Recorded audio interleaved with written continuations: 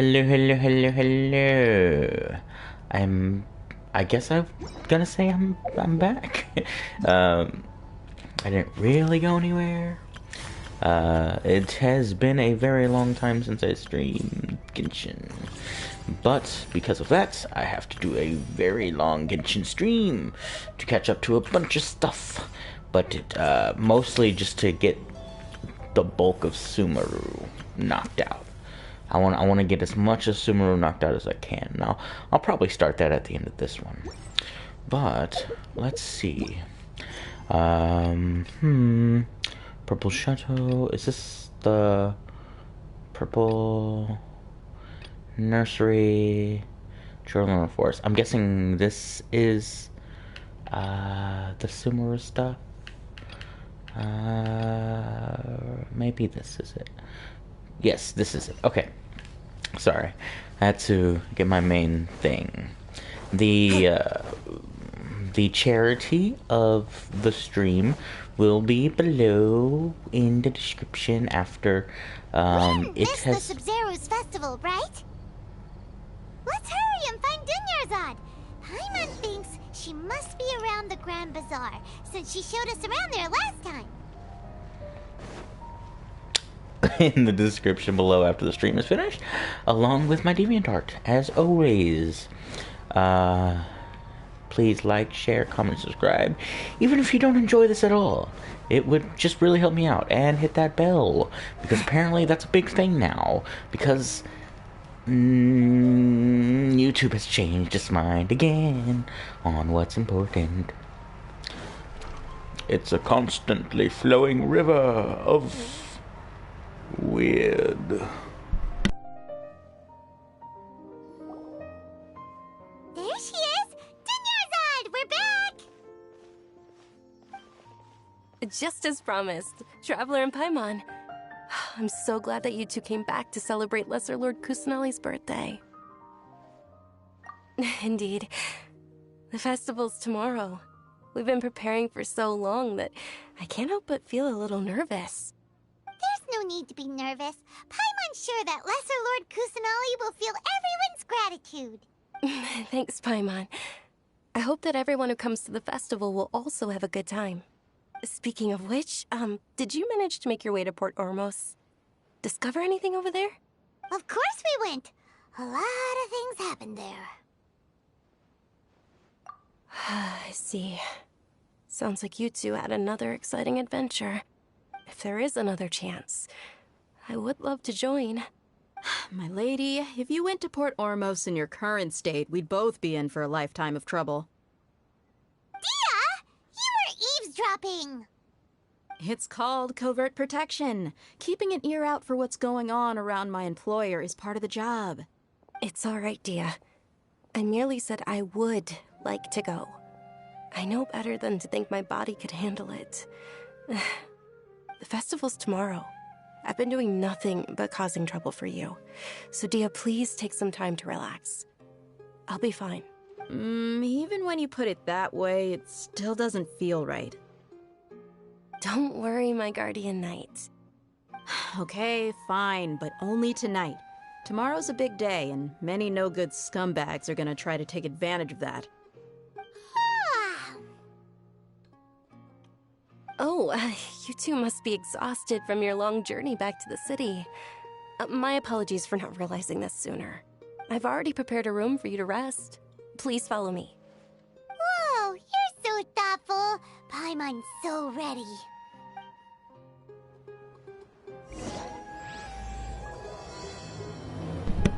I love Paimon. It is Halloween season. Of course, we all know this because we are all fans of the Hollow of Weens. But because of that, my job has been kind of crazy. I have not been slacking though, as usual. Where am I going? I have been grinding like a mug. I just have not had the opportunity to stream, I guess you would say. Okay. That's confusing, but okay. uh, because whenever I got home, it was like really late for me, but early for everybody else, and so everyone ended up getting up. Speaking of which, I don't know how long I'll be on this time. We'll see. Here we are. It's also fairly close to where I've been staying. It looks really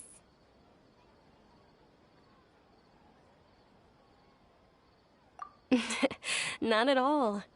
Just tell me more about your adventures when you next get the chance. That's Paimon's specialty. Paimon can tell you stories next time. Oh, if you don't mind, how about we all walk around together tomorrow? All of my friends will be working the festival, and Dia's still insisting on her covert protection. Yeah. It'll be pretty hard to relax and enjoy the festival if Dia's constantly hovering over you, right? Then let's meet at the nearby bazaar first thing tomorrow morning. Have a great night. It's a deal. Good night, Dunyarzad. I may be too excited to fall asleep tonight. See you tomorrow. Paimon's starting to really look forward to the Sub-Zero festival too. Will there be lots of yummy food? Oh no. Thinking about food is just gonna keep Paimon up all night. The earlier we sleep, the better. Let's go inside, traveler.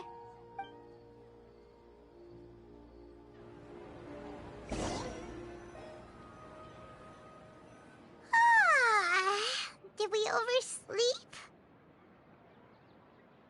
We should go meet Dunyarzad right away.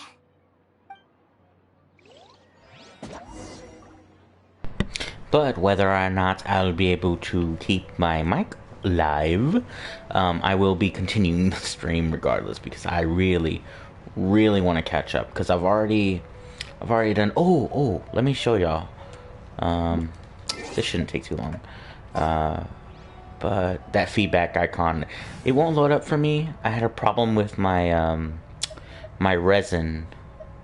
What am I looking for? Oh yeah. Not that. I went to the wrong one. I had a problem with my resin, the condensed resin. It wouldn't let me use them. But it seems to be fixed now after I sent that message. I can't get that little notification off because it won't load up for me. But I was doing some Freema Gym. I don't know if I showed you this last time, but I did get Sino. Did not intend to get Sino. Was not going for Sino. I was actually going for, what's her name? The new shield bearer girl. But did not get her, but got Sino. I'm so upset. I was so upset. I was like, I don't even want this dude. He's, like, notoriously, like, difficult to grind for where I am. Like, there's no reason for me to have him. But aside from him, I have been building some stuff up for Bennett, because, again, Ow! this entire, like, 3 years, I've not built him, even though he's, like, a necessity on most teams. But I want to see some of those big numbers, so I'm starting to build him. I've gotten her weapon. Oh no, I think I already had that. I got her artifacts a little higher. I thought I did them all. I guess I was thinking of Rosaria. I got all of her artifacts to max. I just wanted to finish her build because I have a 4-star, a rank 4 weapon that's perfect for her, the Dragon Spear, and like she's the only character recommended to have the Dragon Spear because of just the way her character is built, and because it came out at the same time, it was a promotional weapon for like her, I suppose. And I was like, well, I've been building. This is before I realized that nothing else cared about the Dragon Spine Spear. So I started building her, and she's at level 82, so she's almost built that way. This is at 87, so this is almost built. And then I have all her artifacts, and her constellation is maxed out, of course. And then, yeah, so I've been working on these too, just to get them to, I don't want to say an obscene buff, because it's not like they're at, crowned, but I wanted to get him. I wanted to get him pretty high so that I'd never have to touch him again, because I probably won't use her ever. But I did start her building her before I knew that I probably would never use her. Again, this is when I thought I would always use her. But I had got her all the way up to level 70, and I was just tired of looking at that level 70 for her, with all that I did to get her to build her weapon and all the other stuff. So this is her stats at the moment. Not bad, not bad. She does 3,000 to 4,000 normal attack damage per strike. So you know, she's solid. She's solid. I could use her if I needed her, but I think I would only use her to buff, and for traversal. That's about it, which I rarely use. I'd probably use him more than I would use her, just because he was like my main cryo for the longest time. Let me see, who else have I been playing with? Building up a little bit. Oh, I got Yenfei's talents up a little bit, get her a little stronger, even though she was pretty solid already. And Traveler, I have been going in on Traveler. I'm trying to crown him. I'm trying, but these hands, they're not made for walking. Yeah, so I'm close. I'm getting close. At least for this one, I believe it caps out at 10. Because I don't have any of the, and this is another reason I want to hurry up and make it to the Sumeru story, because my Traveler is crazy already, but once I start getting these, once I get him C6'd, oh, I can't wait. But yeah, so that's just the updates. I've been grinding that out, just pretty much that for the past 2 weeks. Like I said, I haven't been able to stream, but I have been playing religiously. Traveler, Paimon, I've been waiting for you two. Good morning, Dunyarzad. We must have overslept a little bit. Not at all. I arrived early. Today is finally here. I must cherish every moment as if it were gold. You've worked so hard for this day. You gotta enjoy it to the fullest. You know it. It's just that, as expected, I had some trouble falling asleep last night. I'm hoping my body won't be too much of an issue today. Well, shall we? Let's start with the stalls over there. Many vendors came out of the blue to support the event, and they insisted on covering costs themselves. Let's go give them some business. They paid for everything out of pocket? Oh, sounds like they're not in this just for the Mora. They all said that contributing to a lively festival atmosphere is more important than money. Especially since we don't often get to celebrate Lesser Lord Kusanali's birthday. Ooh, they're selling food over that way! Let's... This is a stall offering foods from the Haftmewa feast. Oh, you could tell straight away. I thought most people nowadays wouldn't know. Mushrooms, flowers, and all kind of fruit? It's all vegetarian stuff. Oh, Paimon's a little disappointed. So, what's the Haftmewa feast you mentioned just now? It's another Sub-Zero's festival tradition. People used to set their tables with 7 different foods. Generally speaking, the most common selections were foods like Rukashva mushrooms, Nilopala lotuses, Sumeru roses, Sunsetias, Kapalatas, Hara fruits, and Zaytun peaches. So, the Sub-Zero festival is a vegetarian holiday? You don't have to be a vegetarian to enjoy the spread. We just use the 7 foods to symbolize the 7 virtues of the Dendro Archon. Wait, but if that's the case, if Sumeru uses vegetarian food to represent the Dendro Archon, then wouldn't the Pyro Archon's festival be full of food like roasted fowl, juicy meatballs, grilled steak? Oh, Traveler, we have to go to Natlan as soon as possible! I hope your wish comes true one day, Paimon. Thanks! Alright, How about we also check out some of these other stalls?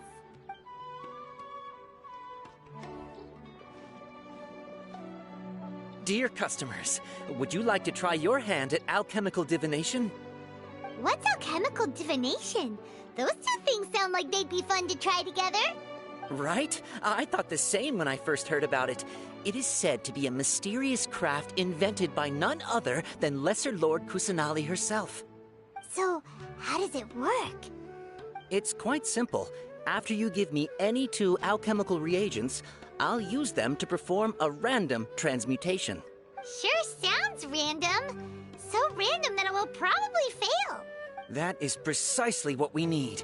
After the transmutation fails, your one and only diviner here will interpret the remnants.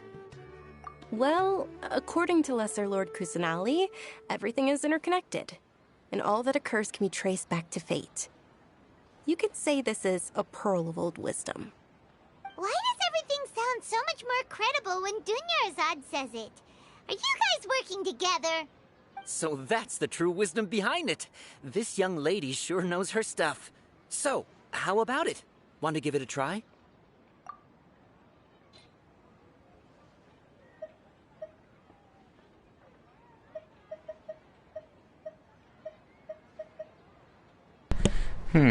What should we pick, guys?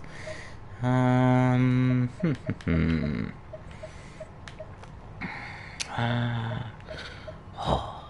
this is so difficult. What do we want to do? What do we want to do? Should we do this for Ito?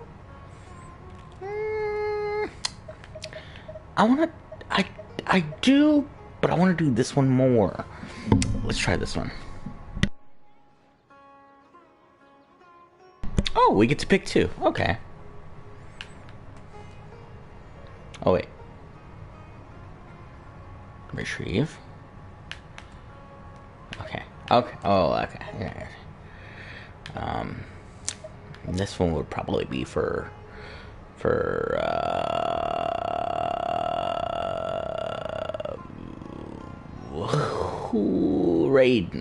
Raiden. Yes. Yes, we will submit. And here we go.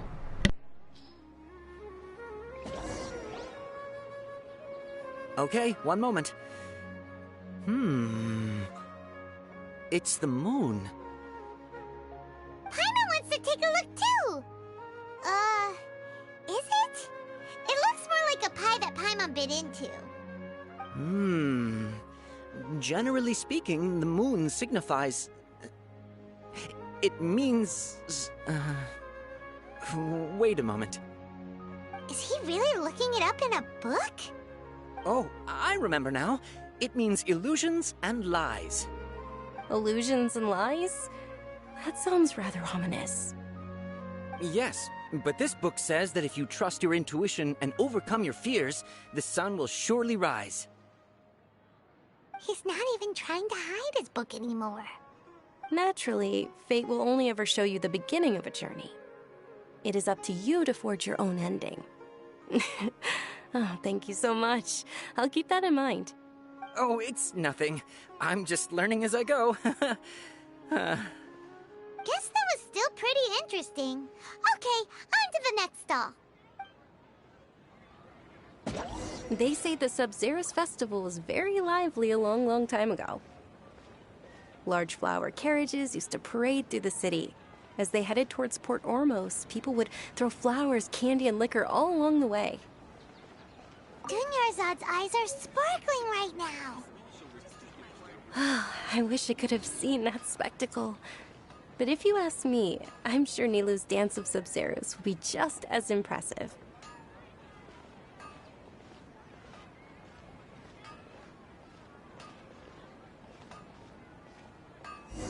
Things can't go on like this.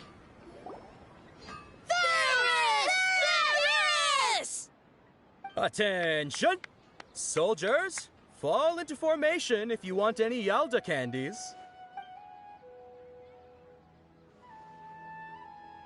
It's a weird guy with a weird hat. Hey, it's Dunyarzad! Miss Dunyarzad, the children love you even more than the Yalda candies. In the few short days it took to prepare for the Sabzeruz festival, the children have all grown very fond of you. The Hallowed Knight of Flowers. It's an honor that you know my name. Attention! In the name of Ferris, the Knight of Flowers, I commend you on your contributions to the glorious Sabzeruz festival. All right, little soldiers, take your Yalda candies and don't forget your loyalty to Lesser Lord Kusanali. Dismissed! Yes, Knight Ferris! Just what is going on here? Ferris, the Knight of Flowers, is another Sabzeruz festival icon, and one immensely popular with children. In the past, the actor portraying Ferris... It's all thanks to Miss Dunyarzad's sponsorship that the children can make such wonderful memories today. As are we to you, Vihar. Oh, not at all. Oh, speaking of tradition, do you want some Yalda candies? They're a festival staple, and I happen to have some boxes readied here. Take a look and pick whichever one you want. Whichever one... Don't these boxes all look the same? That is the fun part. Each box contains a random flavor. It's up to the luck of the draw. Flavors include lavender melon, hara fruit, sunsetia. Ooh, those all sound pretty good. And there's also lizard tail and oni kabuto. Huh? What's up with those two flavors? Oni Kabuto is a little spicier than Lizard Tail. Dunyarzad, you tried them before? Traveler, help Paimon pick one. Paimon wants the Sunsetia flavor. It's all right. Paimon believes in you. I also believe in your intuition. Great. These boxes of candy are numbered 1 to 5 from left to right. Which one do you want? Oh no, I want to give Paimon exactly what she wants. Let's go with number 2.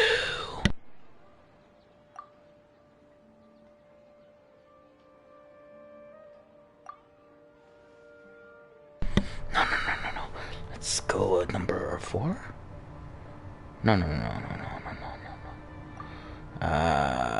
Number 3. No. Number 5? No.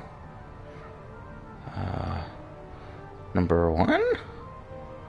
Oh, okay. Well, I love you, Paimon.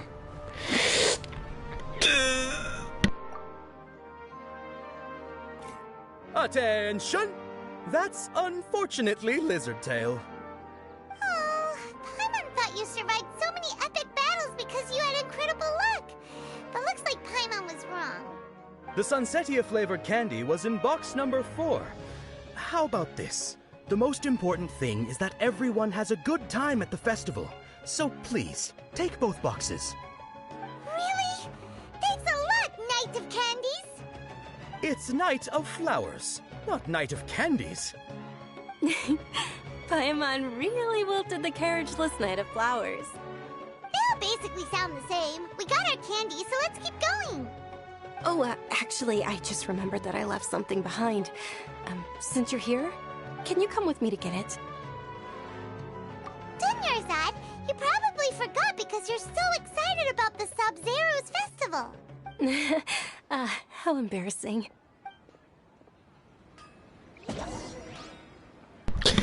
I died inside when I picked the wrong one. Ooh, I'm so sorry, Paimon. I mean, she got it. She'll be fine, right? She'll be okay. She'll be alright. I believe in her. I don't think I've been... No, I have been to this part of town. I just have not been here since the first time I came. Because I've been trying not to activate these missions. So, like...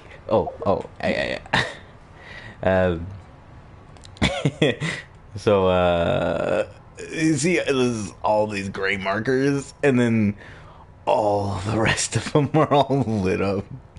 The desert. I want to get to here. I found a couple scarabs out here, but my intuition tells me there's a lot more. Like, so I looked up the map to find them, and they're all over the place, but I couldn't find them on the surface. I found a couple, but not all of them, which tells me there is a city below here, in the down. Because I looked up and there was nothing up there. But yeah. Oh, and I don't know, but for anyone who likes the pools, as you can see, I have a 16. Oh no, that I did not mean to do that. Oops. Ooh, that's pretty cool. I appreciate that, but did not mean to do that. I'm not pulling for either of these characters, or these weapons. I'm just not pulling for anything right now. I had 16. I was about to say I'm saving up for Kusanali, for my Archon, or for my Bae, who is our stealth guard today. What was I? Oh yeah. So yeah, if you like that, look forward.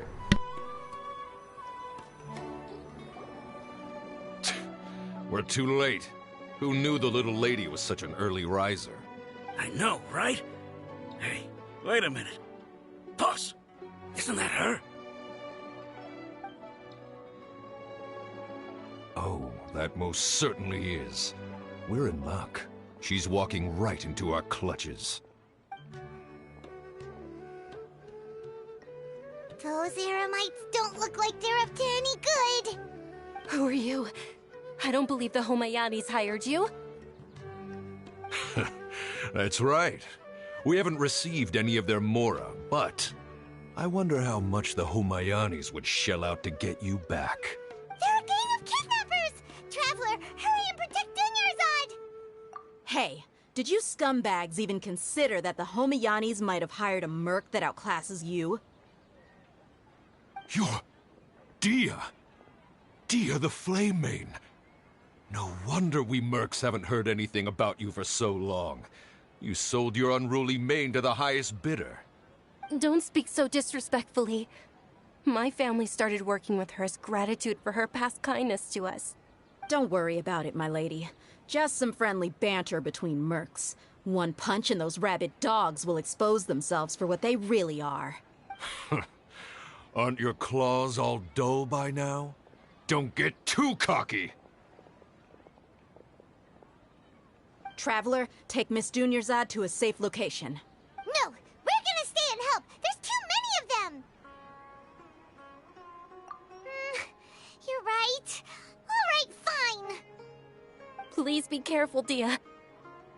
Don't waste your time worrying about me. This is my job. Look out for yourself. After I've wiped the floor with them, I'll go find you all.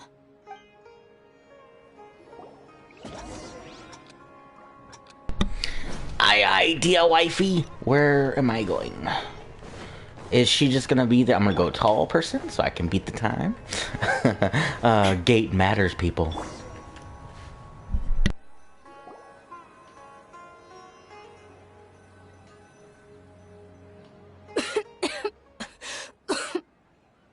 Dunyarzad, are you okay?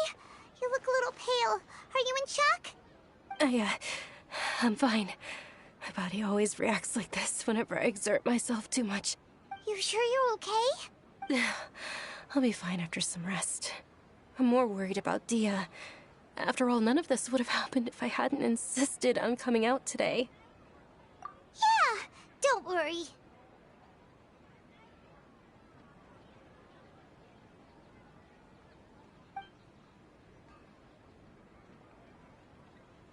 My lady, Traveler, found ya. Dia! You took care of them so fast! Any more of them? Or rather, did anyone follow you? Dia, your arm. Oh, this? I'm fine. It's just a scratch. Normally they wouldn't have been able to land a hit on me at all, but I'm still getting used to this new greatsword. Please, let me take a closer look. Come on, it's nothing. Us mercs aren't as fragile as you think. Hold on, you said something about a new greatsword. What happened to the one you were using before?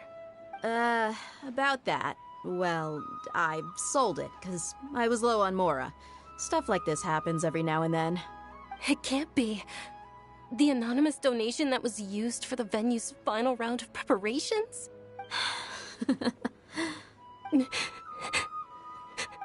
Hey, Miss Dunyarzad, I wasn't trying to make you cry. I'm not gonna lose my commission because I made my employer cry, am I? Okay, making your employer cry won't affect your commission, but selling your weapon without permission and getting hurt? I'll have to reevaluate your performance. You're so unreasonable, my lady. Thank you very much, Dia. Don't be like that. I get embarrassed really easily. Are you feeling unwell again, Dunyarzad? My lady, your condition. Traveler, can you take her somewhere to rest? I'll look around the area to make sure we're safe from an ambush. Truly. I'm sorry for the trouble, everyone. If it's for wifey, dear, 'tis no trouble at all. 'Tis no trouble at all. And I'm flying down to the beach.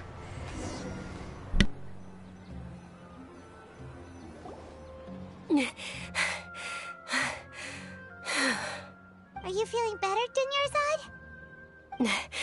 Yes, much better. Just give me a few moments and I'll be good to go. I didn't realize you were concerned about it. I guess I shouldn't continue to keep it a secret. I was actually born with Elazar. It's terminal now. Can't believe it's Elazar! Oh, you've already heard of Elazar. In that case, you probably know about its severity. Sumeru's current medical advancements still haven't been able to find a cure. The disease's progression can only be delayed through environmental therapy. Dunyarzad. There's no need to be sad. I've always lived with Elazar and I came to terms with it a long time ago. Compared to the simple fact that I'm afflicted with this, its effects on my life have been much more painful. I know that my family loves me dearly. They've done all they can to provide the best environment for me so that I can live for that much longer. However, I know I will one day succumb to this. Did you know? Before I ran away from home this time, the world outside of my home didn't even know that I existed. Since I was a child, all I could do was sit on my bed and stare at everything outside of my window. I'm sure my family's worried and disappointed in me for running away, but I just didn't want to have any regrets. I wanted to meet other people. To me, there's nothing more beautiful than being able to meet and speak with others. Not to mention the incredible time spent preparing for the festival. The joy on everyone's faces here, and all the support I've received from friends like Dia. This way, when my final day does arrive, it will be less sorrowful. At the very least, many people will remember that I once existed in this world, right? As long as you don't forget Paimon, Paimon also won't forget about you. No, even if you forget Paimon, Paimon will still remember you. Thank you two so much. I apologize for the depressing conversation. This is out of character for me. To be honest, Lesser Lord Kusanali gave me the courage to do all of this. If it weren't for her encouragement, I wouldn't have taken that first step. Thanks. There will always be frustrations in life, but I know that the point of living is not to leave behind any regrets. Oh, right. Isn't it almost time? Huh? Almost time for what? Isn't the Dance of Sub-Zeros about to begin? It's the part of the festival that I've been looking forward to the most. Nilu will recreate that legendary scene with her most splendid dancing. And the Sub-Zero's festival will conclude amid everyone's applause and blessings. And with that, my wish will also... Then what are we waiting for? Let's go to the stage! Yeah, we should still make it in time.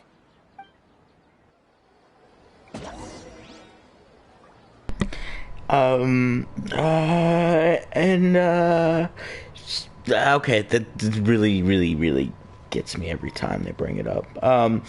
So the charity that will be below is Huntington's Disease Society of America. It's very much like kind of their disease, where parts of your body's shut down until it no longer functions.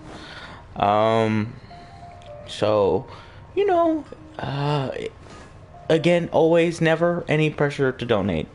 You know, you donate when you can. If you want. Were you not aware that the law prohibits this type of performance from taking place without prior permission? Over there! Someone's yelling at Nilu! I think I just saw the Academia's Grand Sage. Why is he here in person? But the Dance of Sub-Zerus is one of the key parts of the Sub-Zerus Festival. If we can't perform it... The Sub-Zerus Festival. The law also prohibits the private hosting of large-scale religious festivals. Only the Academia can host such an event. If you continue to resist, we will have to order an investigation into every single event organizer. The Grand Sage has already granted you much leniency. I advise that you exercise tact. How did things turn out like this? The Academia was originally responsible for the Sub-Zerus Festival, but they failed this responsibility for many years. I need to speak with them. This is a hard pill to swallow, but you're right. Things would only get worse. Art, dance. Aren't you ashamed of pursuing such frivolous and meaningless activities in this land of knowledge and reason? Our Archon created the utopia that is Sumeru City for all scholars who sought validity, verity, and truth, while people like you wish to defile it. No. I believe that our Archon never rejected the arts. Even the Goddess of Flowers dedicated a dance to her. With your lack of intellectual credentials, I do not believe you are qualified to debate with me. What you should be doing is finding workers to tear down this ridiculous eyesore.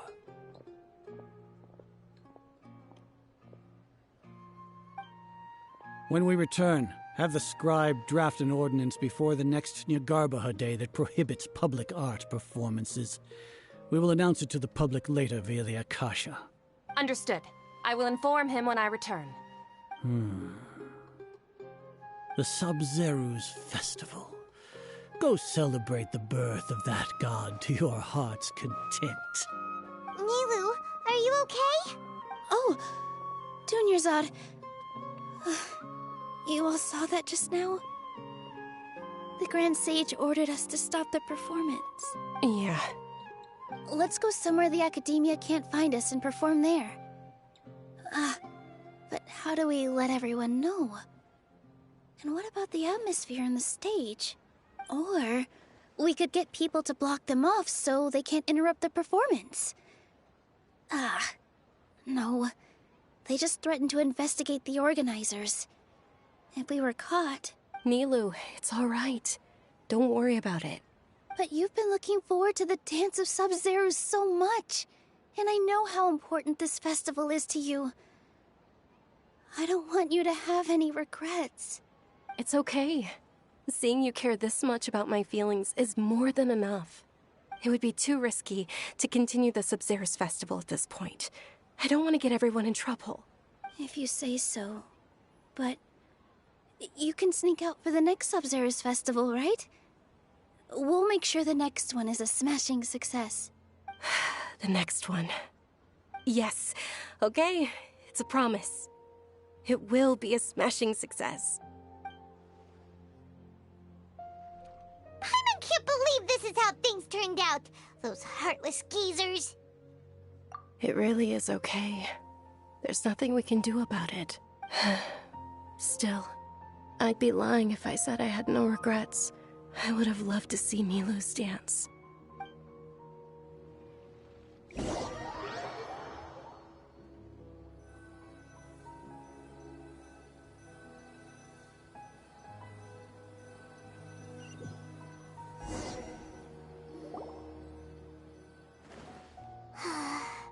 A lot happened today.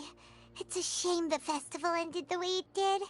Nilo and Dunyarzad promised to make the next Sub-Zero's festival a success, but Dunyarzad is running out of time. Yeah.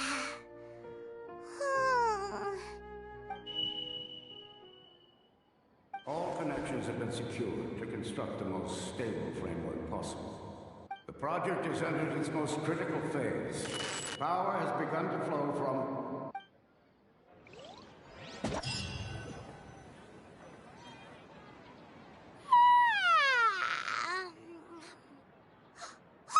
We're gonna be late! It's all because you wouldn't get out of bed! We should go meet Dunyarzad right away! No, absolutely unforgivable. Man. I thought Inazuma was rough, bro.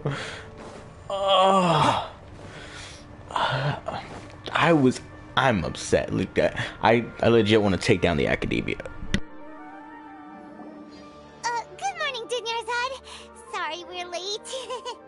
Not at all. I arrived early. You seem kinda tired. Did you not get enough sleep? I'm doing well. There's no need to worry. Shall we go? Let's start with the stalls over there. Sure! Traveler? Why are you just standing there? Let's get going! You're not fooling anyone, little lady. You are in so much pain. Ooh, they're selling food over that way! Let's go take a look! This is not okay. I know she's gonna die, like right before Nilu gets to dance. I feel it in my bones and I hate it. I hate it. This is a stall offering foods from the Haftmewa feast.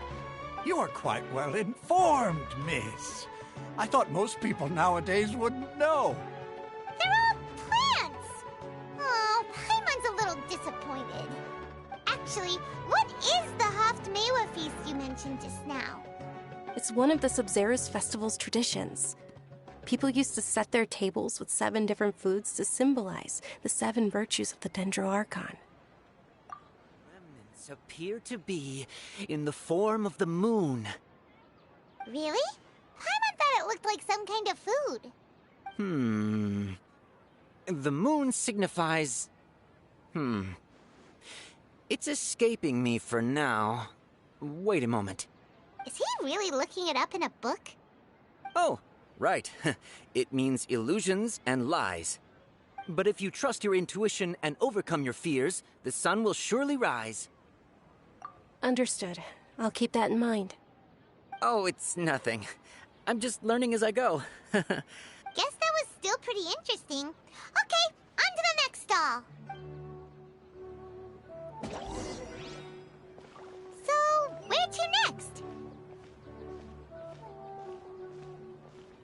Wait, are we getting timey-wimey stuff? We're getting timey-wimey stuff!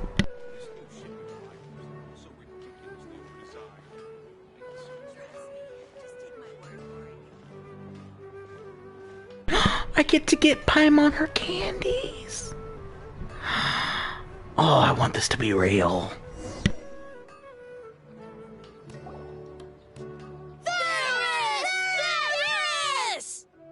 All right, soldiers. Now that you have your Yalda candies, don't forget your loyalty to Lesser Lord Kusanali. Dismissed. Yes, Knight Varus! What's going on? Is this a play? Ferris, the Knight of Flowers. is another Sub-Zerus Festival icon and one immensely popular with children. It's all thanks to Miss Dunyarzad's sponsorship that the children can meet the Night of Flowers. Oh, do you want some Yalta candies? I happen to have some boxes ready here. Take a look and pick whichever one you want. What's to pick? Don't these boxes all look the same? It's not that simple. Each box contains a random flavor. It's up to the luck of the draw. Flavors include lavender melon, hara fruit, sunsetia. Ooh, how interesting. And there's also lizard tail and oni kabuto. Ugh, why do those flavors even exist? Traveler, help Paimon pick one. Paimon wants to eat the sunsetia flavor. Great! These boxes of candy are numbered 1 to 5 from left to right. Which one do you want? Sir, I will have number 4, because that's the one that they're in, because this is timey wimey stuff!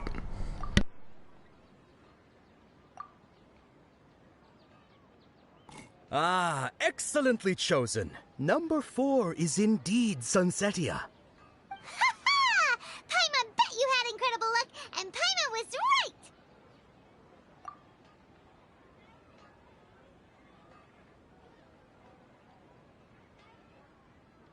Huh? How's that possible? It's obviously random. Maybe we didn't sleep very well last night. Or maybe we slept too much.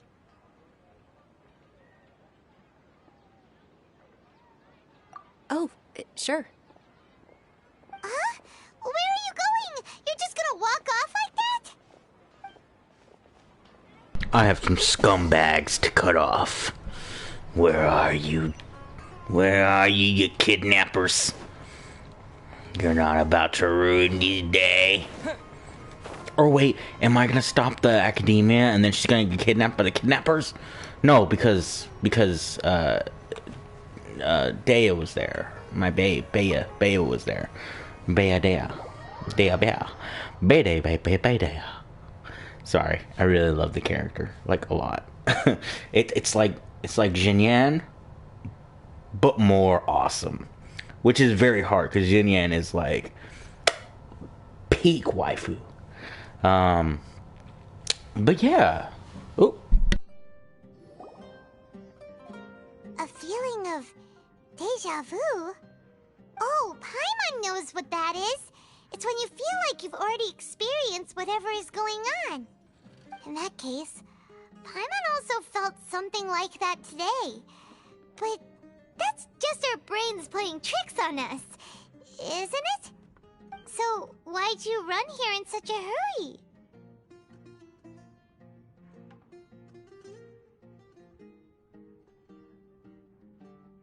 So that's it! You're intentionally doing things you usually wouldn't and seeing if you still get that same feeling of deja vu. Welcome, you two. Are you here for lunch? What would you like to eat? Got it. You don't look like you're from these parts, but I gotta say, you've got good taste. I'll give this order to the kitchen. Coconut charcoal cake? Isn't it that burnt thing that didn't look tasty at all? Oh, Paimon understands what you're trying to do now. You'd never normally order something like this.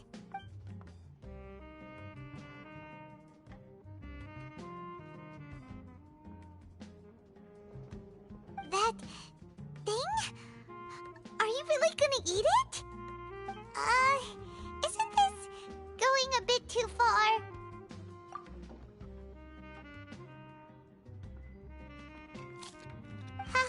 How was it? The look on your face is telling Paimon that it tasted awful. Then, you mean... That's impossible! We were just talking about how gross it looked! So, would this be a case of taste bud deja vu? Paimon also gets the impression that we've been here many times, even though we aren't regulars. How about we go out again and try something else?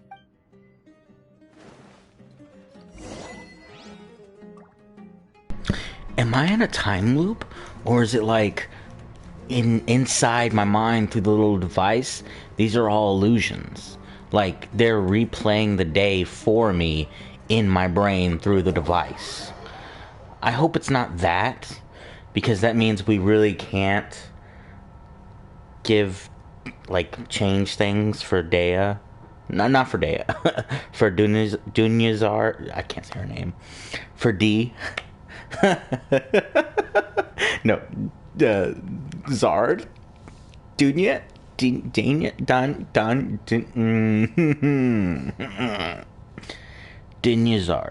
Dinyazard. Right? I feel like I'm saying it wrong. I'm probably saying it wrong.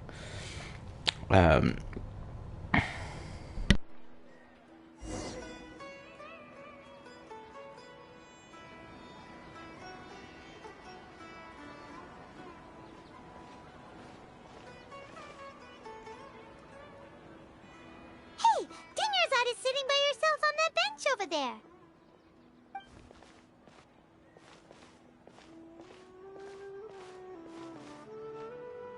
What a coincidence, Dinnersad. We meet again. Why are you sitting here all by yourself? Oh, I ran into some kidnappers just now, but thankfully Dia came to my rescue. I started to feel unwell after that, so I sat down here. Kidnappers? Oh my goodness, are you hurt? I'm okay. Dia's arm got scratched, but it isn't serious. Whew, that's a big relief. But, Dunyarzad, you seem a little down today. It's the Sub-Zero's festival, and you've been looking forward to it so much! Not at all. I've always been like this. Excessive physical exertion or strong emotions tend to aggravate my illness. Besides, no matter how amazing today may be, it is but a single day. After however many more days, my time will come to an end. Paimon doesn't quite follow you, and Paimon feels like something's really got you down right now. It really is fine. I don't mind.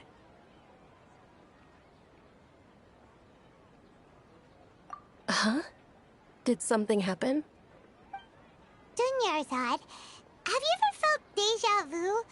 You know, like when you've already experienced something that's happening right now? Deja vu? No. But my days have been the same for years now. Even if I were feeling deja vu, I suppose I would already be used to it. Oh, Paimon sees. Then, is it only the two of us? It's almost time. Huh? Time for what? Nilou's Dance of Sub-Zeros is about to begin. Let's go.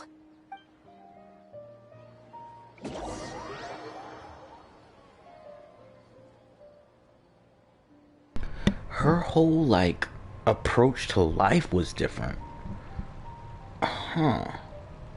Are they reprogramming people through the device and making them repeat days, worse and worse?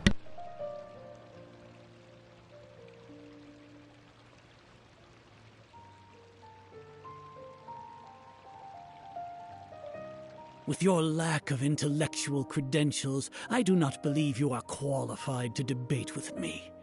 What you should be doing is finding workers to tear down this ridiculous eyesore. When we return, have the scribe draft an ordinance before the next Nyargarbaha Day that prohibits public art performances. We will publicly announce it later through the Akasha. Understood. I will inform him when I return. The Sub-Zero's festival. Go celebrate the birth of that god to your heart's content.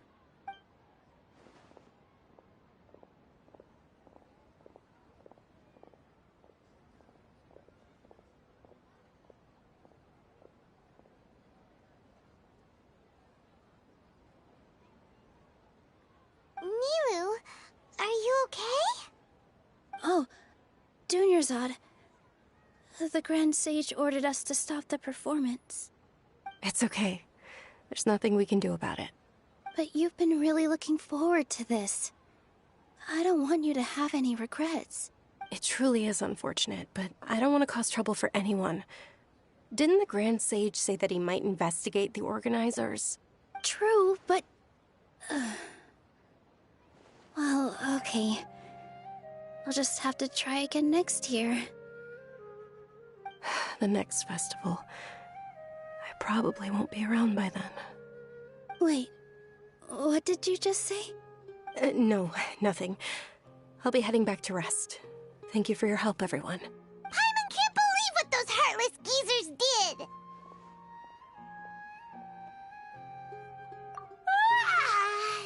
Did Dunyarzad already go back? We should also return and get some sleep.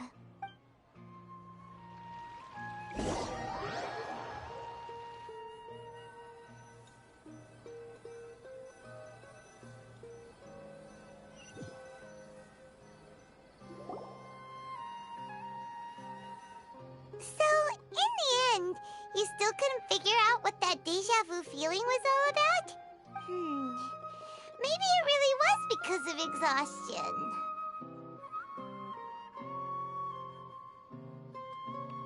Same here. That's why Paimon stopped thinking about it halfway through the day. Then, how about we settle in and get a good night's sleep? For now, we can chalk things up to exhaustion. We can do more thinking tomorrow. Observing a modest drop in the output of Jnana energy, but values still remain within normal parameters. Continue to monitor for variances in the data and find the cause as soon as possible.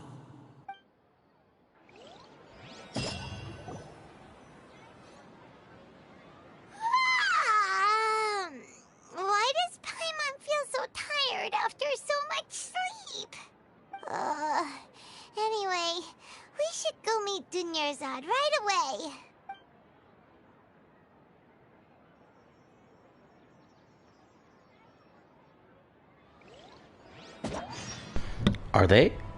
Are they milking our brains?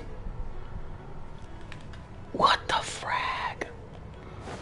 Or are they milking like some kind of energy from our brains that lets them do time travel stuff? Or are we caught in like a simulation via the... Oh my god, my brain is racing, man. Wait, where was it? I was like, where am I going? Dude, I have so many theories. It'll be answered soon. Good morning, Dunyarzad. Sorry to keep you waiting. Not at all. I arrived early. Huh? Paimon thinks you sound kinda tired. Did you not get enough sleep? I'm doing well. There's no need to worry. Shall we go? Let's start with the stalls over there. Great idea! Let's get going! Traveler? Hey.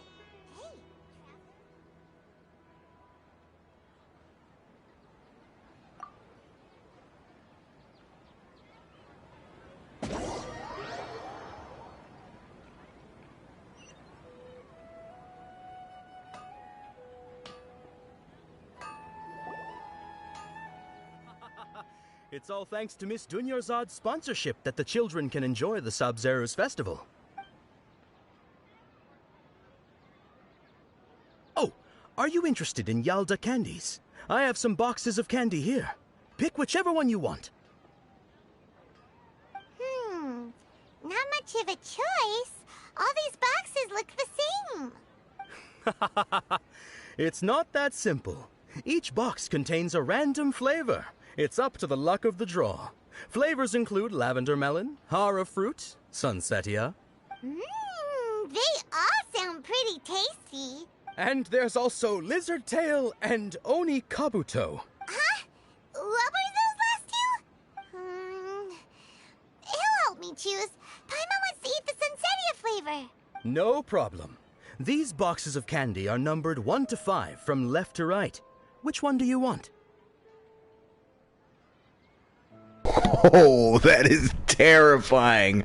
They're all number 4. Okay, that was kind of creepy. That was some goosebump stuff right there. I love Genshin so much. Whoa.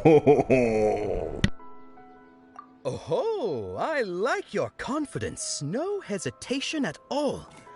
Oh, congratulations! Number 4 is indeed Sunsetia.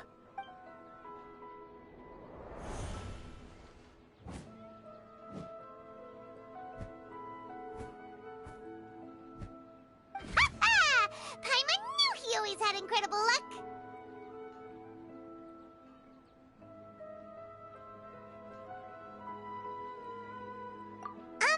Paimon's not really interested in the other flavors. Oh! Wait. How did you know? Don't tell me that you already knew which flavor was in each box. What? He was right about all of them? That couldn't have been luck. How is this possible? I packed all those boxes this morning, and they've been sealed ever since. You couldn't have known beforehand. Mind reading? X-ray vision? Or some kind of magic trick? This is way too freaky. Tell us what's going on! Since when did you get superpowers? Traveler?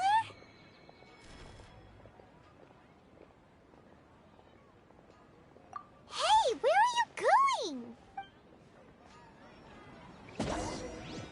What's going on? Did you see something? Us leaving Dunyarzad without letting her know is kinda rude, you know.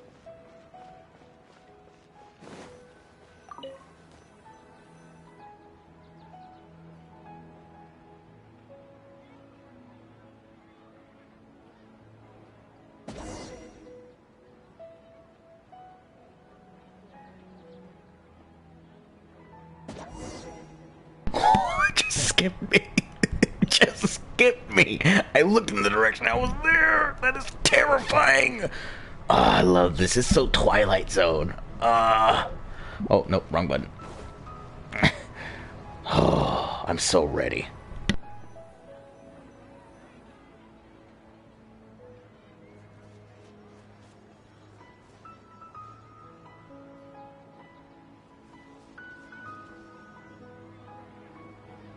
What are you looking for? Why did we come here?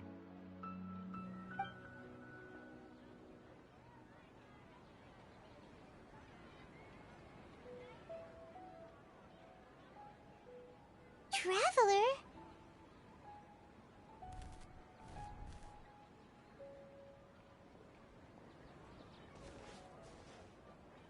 That's...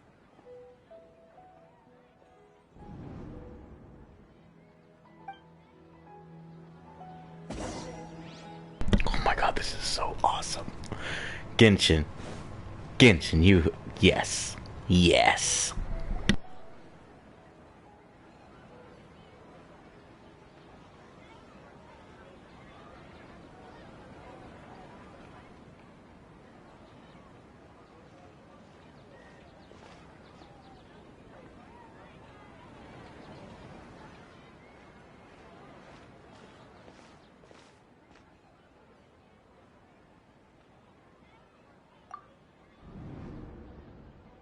Look! That's... Isn't that Dunyarzad? What's happening here? Why are there two Dunyarzads? You already know that this isn't your first Sub-Zero's festival, don't you? I'm sure you already know how to use this. A knowledge capsule? Where did you get it? What's inside? You should use it too, Paimon. You know Paimon? Well, this seems kinda sketchy, but Paimon feels like this is what we should do.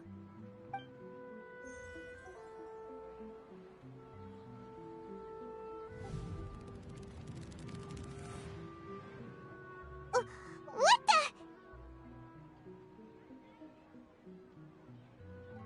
This is our 20th time at the Sub-Zero's festival?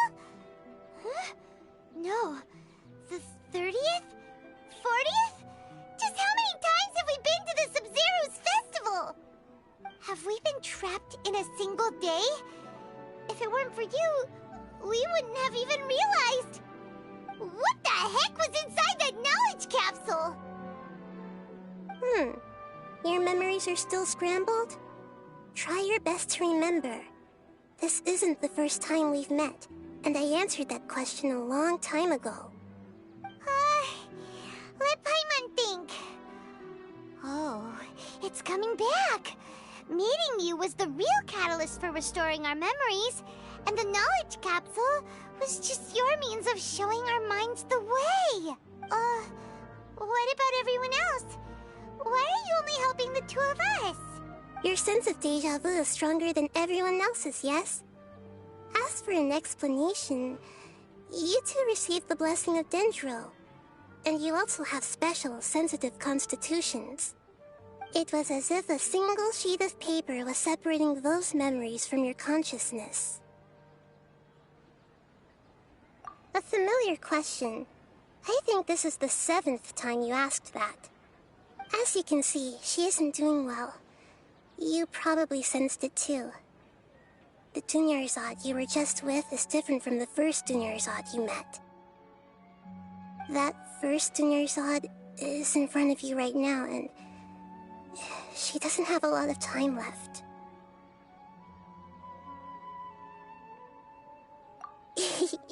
Looks like you're almost done sorting out your brain. Oh yeah, I'm Nahida. Good, you passed the test. What's happening? You can awaken our memories, and you seem like you know what's going on. Oh, wait, please don't tell Paimon even you don't know. Everything in this world runs in a loop. This cycle is called a samsara. You, me, and everyone else are all stuck inside a one-day samsara. As for the truth, that's on you to find out. If you were told the truth instead of discovering it yourselves, it would literally blow your minds. I don't know how you'd be after that. I can only give you surface-level help, like bits of information and subtle hints. For the rest of the time, I'll be doing all I can to slow down Dunyarzad's illness. She looks like she isn't doing well at all. Her illness gets worse after each Sub-Zero's festival. If we can break out of the samsara, I might be able to save her. But as things are right now, she's just a small bird in the sky that's about to lose its last feathers. All I can do is raise a gale to delay her fall. You sure love to use weird analogies. Analogies are wonderful tools. They let you use existing knowledge to understand unfamiliar things. Okay, so, with what you know so far, what do you think the truth is?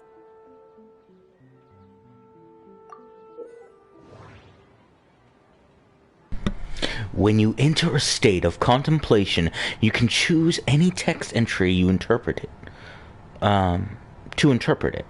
This interpretation process involves analysis of text entry and may yield new entries. Once interpreted, you may submit that text as a conclusion. Did not understand that whatsoever. Despite all that, I am pledging my allegiance to this Archon, as of right now, for the foreseen future. She will be my boss Archon. She will be my leader Archon. The other ones are cute, but she is my boss. Some text entries can be associated with one another. Once interpreted, select Associate to choose the other text entry. Then select Trigger Association. You can gain new text entries by performing accurate associations. Oh, man. If one of the text entries in the current page can be used as a conclusion, then select that entry before choosing Submit Conclusion. What? She is the Archon of Knowledge, and I am a dum-dum. Grand Sage Speech. Alchemic Divination Results. Deja Vu. Let's do this. Illusions and lies. What do they all mean? I get to hear me think. I'm gonna shut up.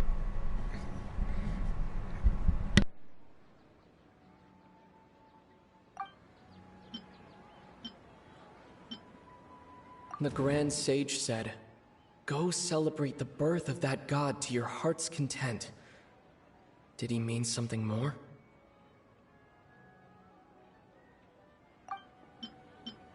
My mind feels exhausted, even though I haven't done too much thinking. What is going on? What's happening right now seems to have happened before. This feeling has been getting stronger and stronger. We've already experienced the Sub-Zeru's festival many times, and the day of the festival seems to be in a perpetual samsara.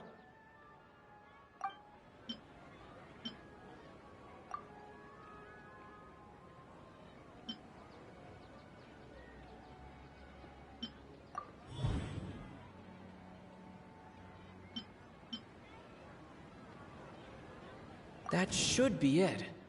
The flow of time is endlessly cycling within one single day.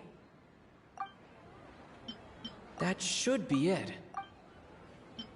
My mind feels exhausted, even though I haven't done too much thinking. What is going on? The Grand Sage said, "Go celebrate the birth of that god to your heart's content." Did he mean something more? What's happening right now seems to have happened before.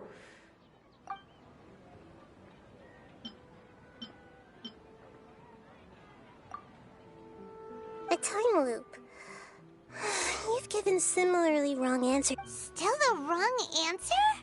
Paimon thought that made a lot of sense. It feels like time's just repeating itself.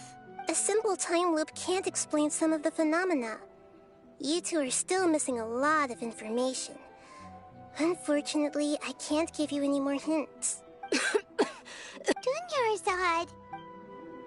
The Sub-Zeru's festival is happening every day, but that doesn't mean we can waste an infinite amount of them. Hurry and find the truth before today's festival ends.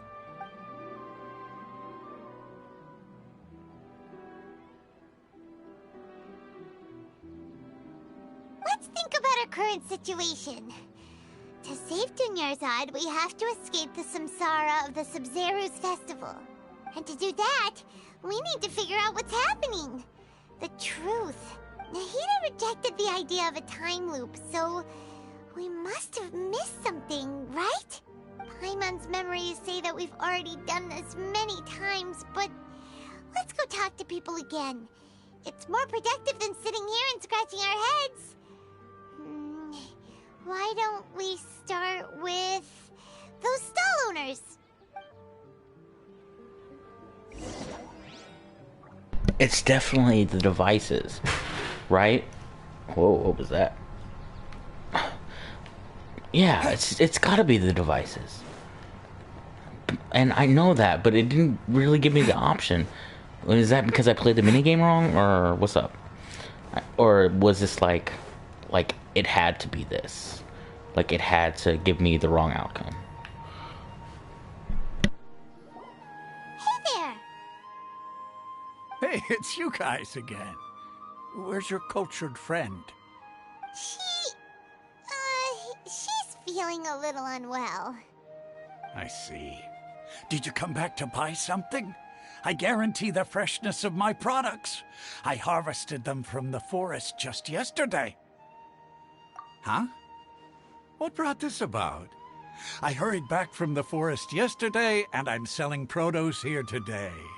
I haven't felt anything strange. To put it another way, if you really think about it, was yesterday truly yesterday? Did you actually come back from the forest yesterday? What kind of philosophical nonsense is this? Are you two daydreaming? Didn't you know that no one dreams in Sumeru? Go somewhere else if you want to find someone to daydream with. He actually has a point. Is this a dream? Is everyone dreaming? True. It's so weird that people here don't dream. Why is that? Anyway, if this all really were just a dream, we would have woken up a long time ago. Let's keep asking around.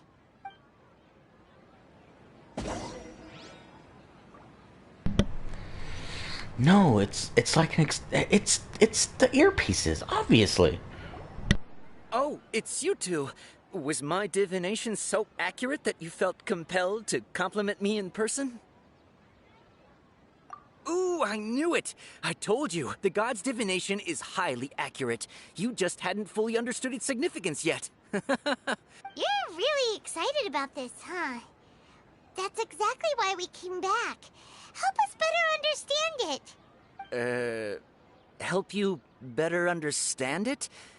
Well, that isn't exactly what I excel at. So, you're admitting that you don't have a clue? Anyway, what kind of situation did you get into?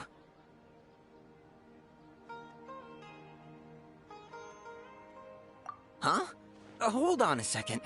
I thought you guys just lost your wallet or fell for a scam. What you just said, are you serious? Does that kind of thing actually happen in real life? Paimon knew you weren't going to believe it. Marvelous. Truly marvelous. I believe you. Recall the interpretation of your divination. The moon, illusions, and lies. It really felt like an omen. When you say it like that, the divination does sound like it's related to what's going on. Can you read any more into it? I believe that the Archon's revelations are never more than vague hints. Anything more specific is beyond the reach of mere mortals. The book only says, if you trust your instincts and overcome your fears, the sun will surely rise. So that's how it is. Looks like fortune-telling is just fortune-telling. It's no good for practical problems. We haven't made any progress.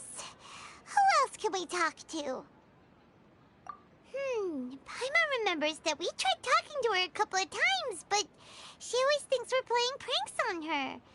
You think she'll brush us off again? Yeah, if we tap into Dia's strong sense of responsibility as a mercenary, then she'll definitely take us seriously. At this time of day, Dia's probably just finished beating up those kidnappers.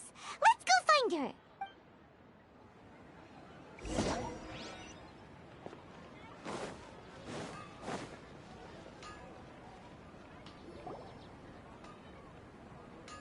I'm fine, my lady. It's just a scratch. Perfect timing. Both of you are here. Paimon, Traveler, you came at just the right time. Listen, there was a dangerous Huh? You saw? Then why didn't you jump in earlier? If someone was protecting Miss Dunyarzad, I could've went all out. Anyway, can you do something for me? You want the Traveler to take Dunyarzad somewhere to rest up while you check to see if there's still any kidnappers around. Did Paimon get that right? How did you know what I was going to say? We need to say something convincing.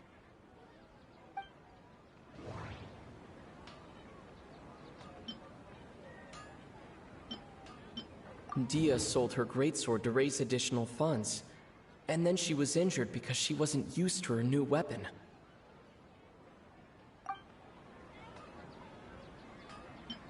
People in Sumeru don't dream. What a strange phenomenon. My mind feels exhausted.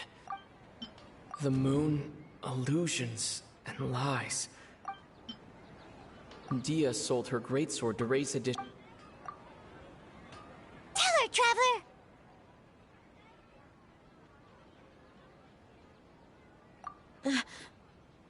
I didn't tell anyone about that. Including Miss Dunyarzad. You couldn't have known. And just now, you literally took the words right out of my mouth. What's going on? All right, so this is the situation.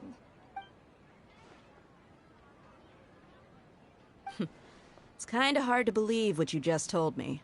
First, let me make something clear. Most of us desert dwellers might not be the scholarly type, but we do have basic common sense.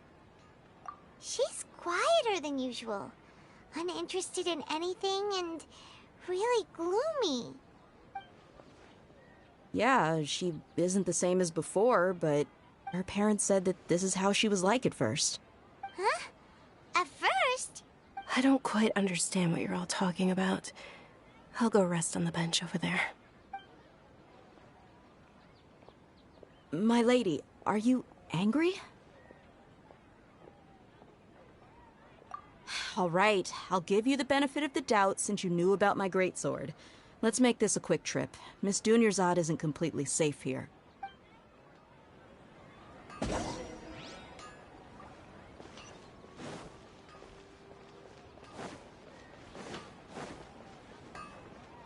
Are we going to show her the other Dunyarzad, or are we going to solve the little chest game puzzle? The guessing game. No, because I guess the guessing game would be up to luck. We have to show her the real Dunyarzad. Yeah, and we're going uphill. Yeah, we're definitely showing her. Okay. Yeah, I was about to say, this they better show her the real one.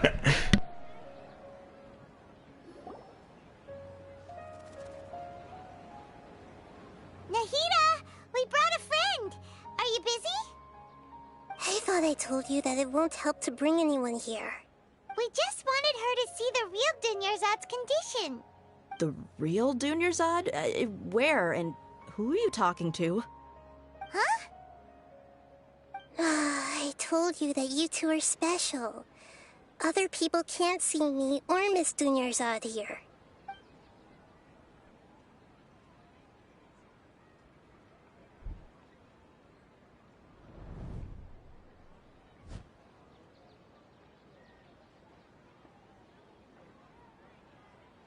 Hold on. Over there.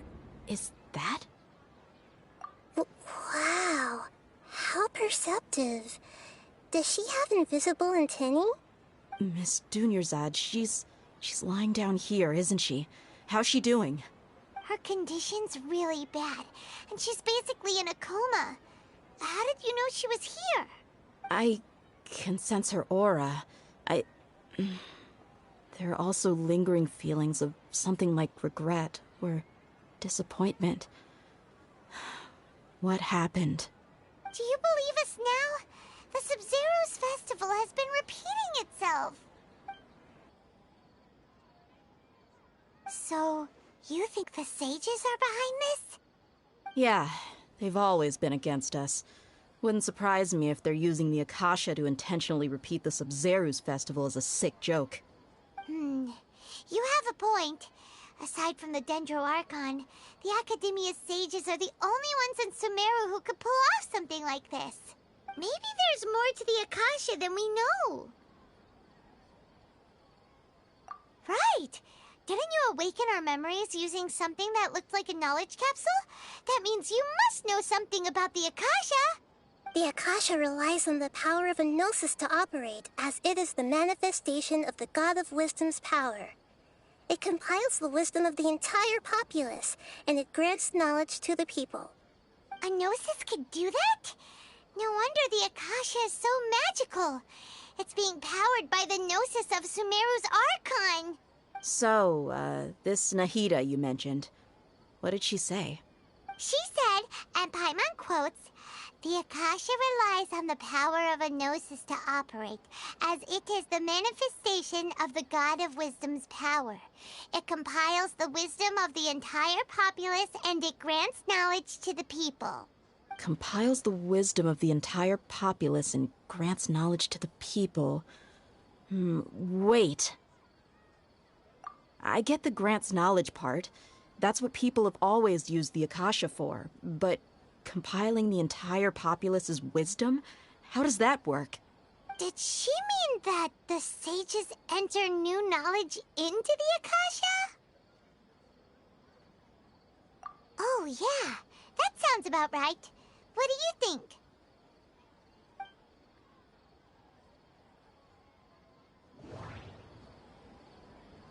People in Sumeru don't dream. What a strange phenomenon. My mind feels exhausted, even though I haven't done too much thinking. What is going on? Okay, Nahida said the Akasha relies on the power of a gnosis to operate, as it is the manifestation of the God of Wisdom's power. It compiles the wisdom of the entire populace, and it grants knowledge to the people. What's happening right now seems to have happened before. That doesn't sound right. I need to carefully think.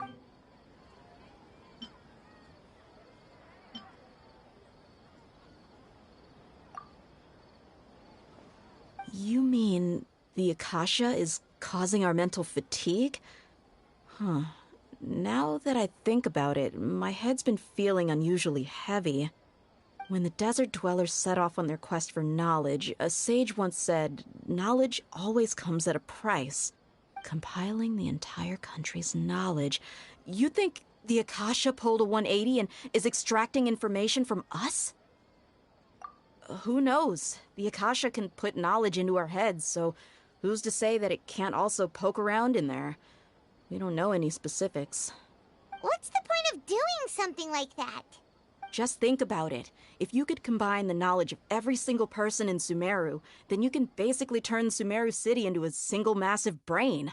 This hive mind could make breakthroughs in problems that even the smartest geniuses can't crack. An excellent deduction. And the analogy comparing Sumeru City to a massive brain? I love it. In that case, we should take off our Akasha terminals right away. Maybe that'll solve this problem. Yeah, I was only wearing this for show in the first place. Didn't expect the sages to cook up such a conspiracy. Mark my words, when this is over, I'm getting evidence and exposing this whole thing to the public.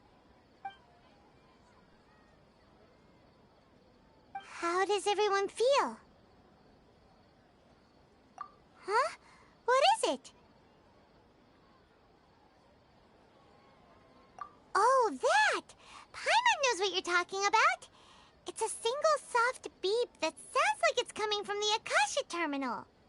The sound of a beep. Could it be a prompt tone for when the Akasha is operating? That's probably an important clue. We weren't using our terminals, but we heard a beep anyway.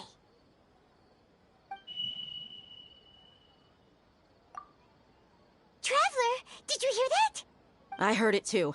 Our ears aren't messing with us. There was definitely a beep, but it sounded like it was coming from inside my head. We took off our Akasha terminals.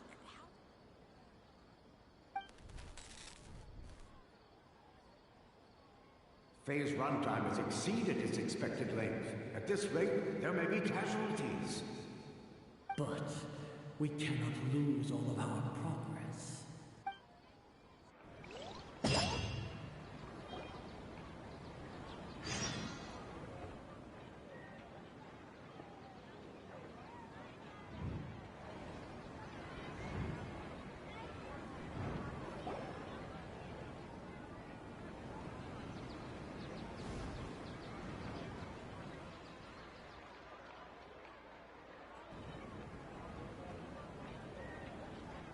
Paimon remembers everything!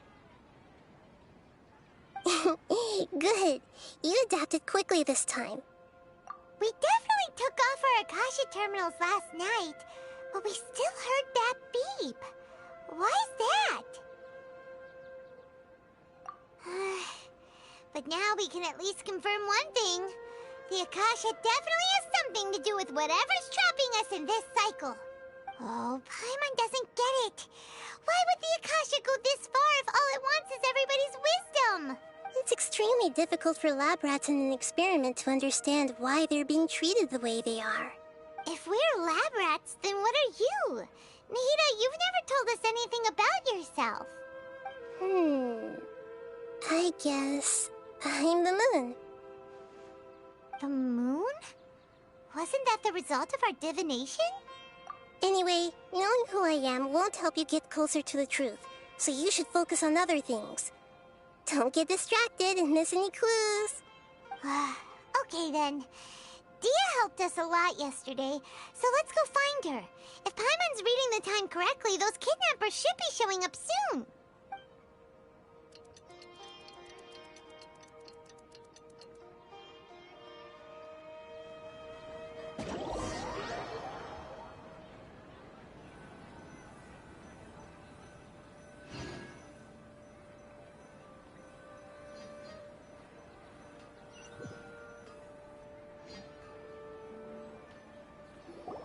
Ah, there you are.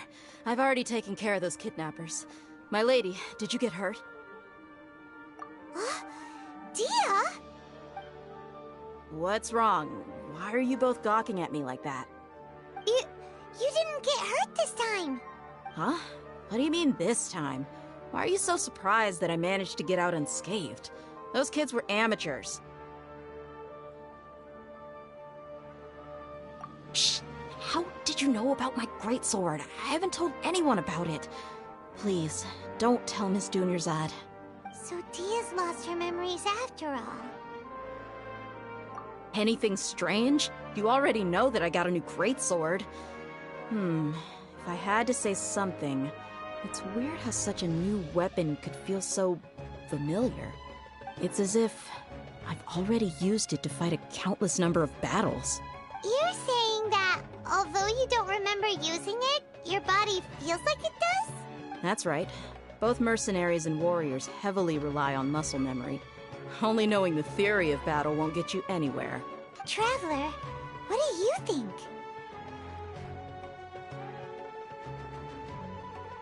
Yeah, Paimon's feeling really hopeful. Oh, you're right! Earlier in the Samsara, something like this would have never happened.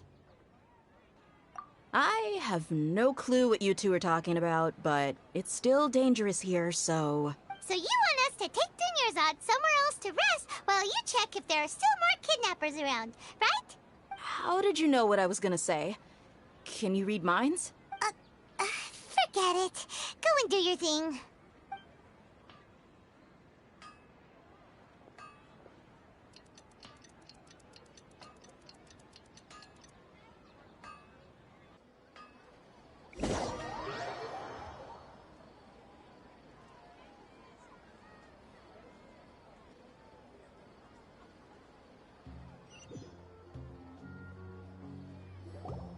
Whew, it's finally nighttime. Aside from Dia not getting injured, everything seems to have stayed the same. Listen, Nahida, we found out that Dia got out just fine today, even though she got injured every other time she fought the kidnappers. Do you think the Samsara has been broken? Have we saved Dunyarzad? Really? Good job on all that progress. Get some good sleep tonight. Hey, what kind of an answer is that? Tomorrow will come. Everyone assumes this is common knowledge, but the only way you can know that for sure is if you experience tomorrow. How many todays has it been? Is it possible that today will be followed by yesterday? Does tomorrow truly exist as anything beyond a made-up concept?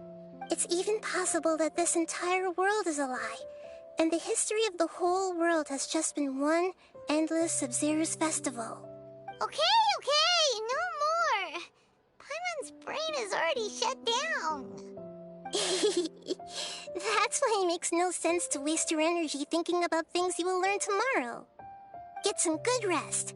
You know, use the bathroom and flush your anxiety dookie away. Huh? Hold on, what did you just say? Did Paimon hear you correctly? Huh? People always say they feel a sense of relief after they take a duk-duk. That's why I suggested you could try that. Is that so strange? It's so strange and so against common sense that Paimon's at a loss for words. You were sounding kind of smart just a minute ago. Yeah, even though it's happy and lively at the Sub-Zero's festival every day, it feels like it's been a long time since we've really gotten to relax. Let's go back to our room. Continue the harvest. Compared to what we stand to achieve, these sacrifices are trivial.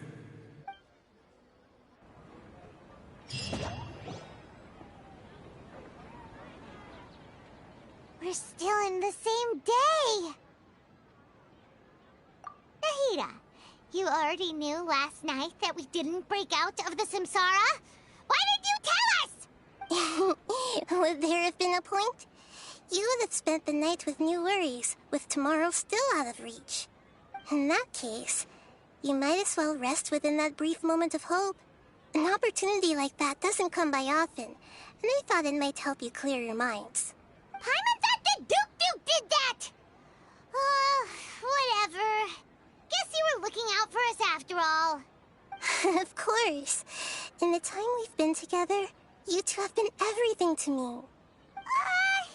Paimon's flattered and everything, but maybe you're taking things a little fast. What I mean is, even though I had asked you to solve this puzzle, you two are still the only ones who can see me and sense my presence. In other words, if you weren't here, I may as well not exist. That's why you two have been everything to me. Get it? Nahida's talking about confusing stuff again. Anyway, that's enough chit-chat. So, Traveler, did the new clues yesterday help you gain a new understanding of the situation? Huh? Why are you scrapping your previous theory?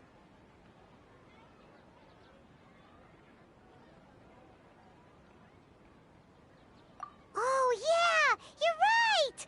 Gosh, how did we not notice that? In a simple time loop, people's physical conditions should also reset. So, what's your new hypothesis?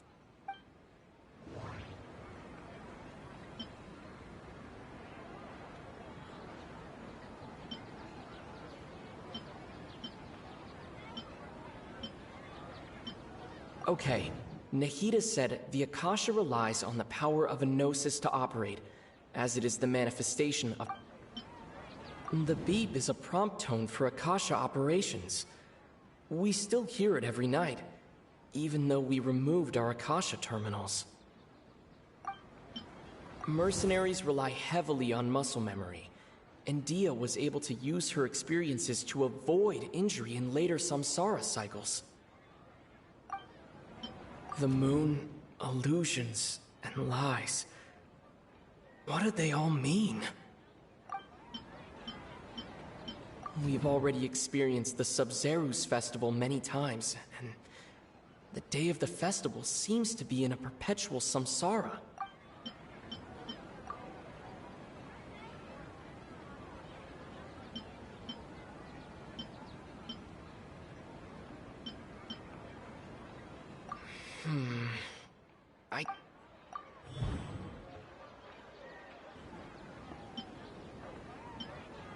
If all our memories of a day are erased at the end of that day, then we would unwittingly relive the same day again and again.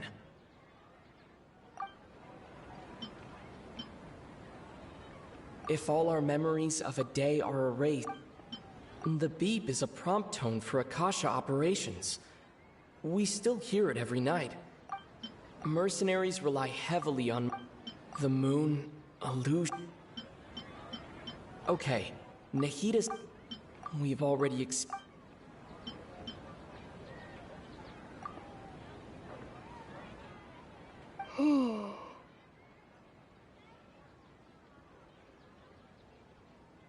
Oh! Then the beep we hear every night could just be indicating the deletion of our memories. That's why when we wake up, everyone thinks the Sub-Zero's festival hasn't happened yet. It's already the next day, but everyone still thinks it's the day before. But muscle memory can't be erased. That's why Dia has been getting better at using her greatsword. Now everything makes sense. A brilliant deduction. Nahida, tell us if we're right or wrong. To put it simply, it's as if you've mistaken a pyro crystal fly for a firefly in the night. You lost sight of its true nature because you focused too much on your perception that it glows. That isn't simple at all! Why don't you go talk to Miss Dia again? You might learn something new. Right! She did help us find our latest clue after all. Let's go!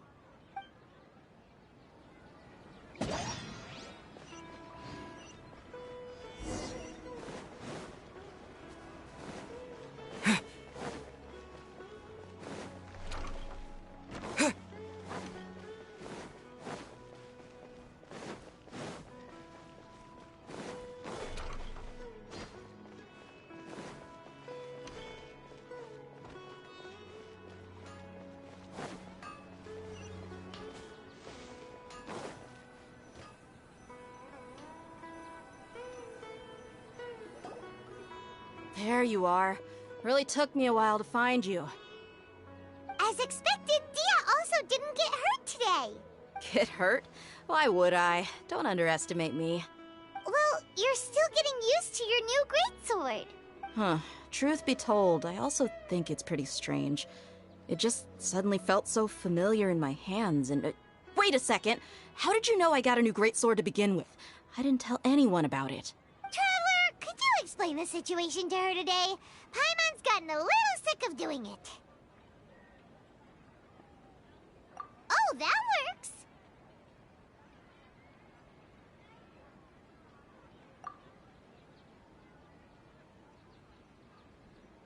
What happened to you guys while I was gone? Did you get brainwashed by some cult? Don't think too hard about it. Just take what we're saying at face value. Alright then, let me get this straight. You're telling me that my body's already gotten used to this greatsword, but my brain just doesn't remember it? Yes, your memory's being erased every day. Then I'd have to disagree. That's impossible. Oh? Why do you think that? If we've actually been reliving the Sub-Zeru's festival day after day, then what happened to the things we used, the money we spent, the food we ate? Common sense says my wallet should have emptied itself a long time ago. There's no way I wouldn't have noticed that.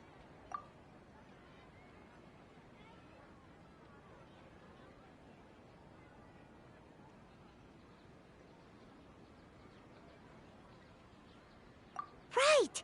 They could use the Akasha to record what everyone did that day, and then use the city's resources to replenish everything! It's not very likely, but it's also not impossible. No, it is impossible. I've got proof. You have proof? Where? You two are surprisingly serious about this nonsensical discussion. Fine, I'll play along for a little longer. Come with me, Miss Dunyarzad. Please come along as well. I still can't guarantee that this area is safe.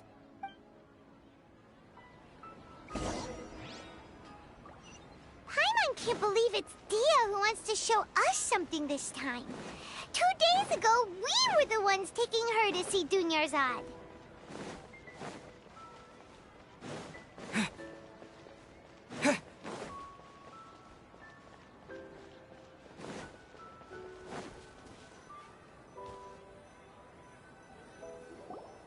This is it.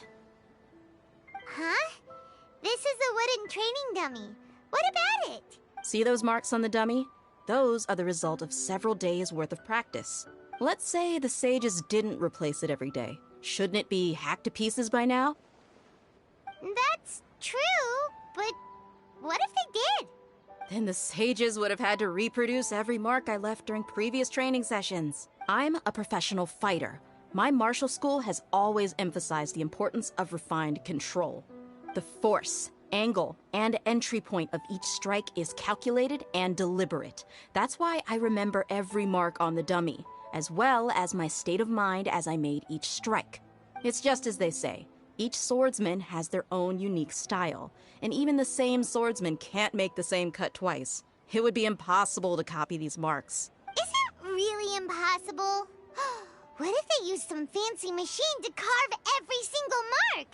People often say that a camera's photo can never replace an artist's painting because the former has no spirit to it. The same thing applies here. At a mere glance, I can differentiate carved marks from the results of combat training. Whew, I hope that cleared things up for you. Hey, is this that new brain exercise game that's been super popular with the scholars lately? It's surprisingly fun. Anyway, it's getting late. I should escort Miss Dunyarzad to Nilu's stage. See you later. Well, back to square one. Is our memory deletion theory also wrong? But at least we've reached some other conclusions in the meantime. Yep, that's true. So, can we think of any new ideas right now? Strange?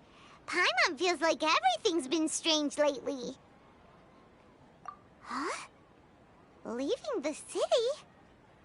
You're right! It's really strange how we never thought of such a simple solution! Many things should become clear if we can confirm the flow of time outside of the city. Paimon can't believe it! Did we missed this because we're tunnel visioning too hard on our other theories? Or because we're just too tired? How about we go back and ask Nahida? Maybe we've forgotten something about leaving the city.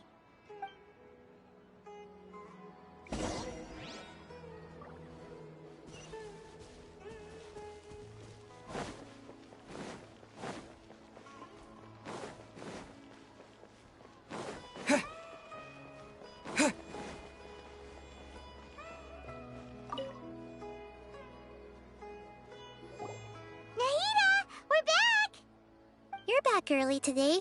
Did you find something new? Sort of. We're mostly sure now that we're not in a time loop. And we also aren't in the real world. But at the same time, we have a new question. Leaving the city. As far as I remember, you've mentioned your plans to do that twice before. We did?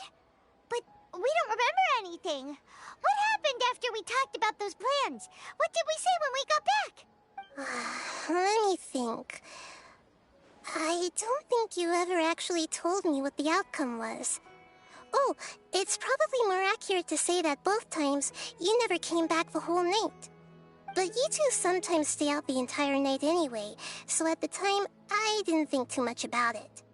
It is true that sometimes we lose track of time during our investigations. Before we know it, it'll already be the next day. But still, neither of us remember anything about leaving town. Really? That's kinda strange. In theory, I should have already awakened all your memories. Yep, something here's definitely fishy. Let's get to the bottom of this tomorrow.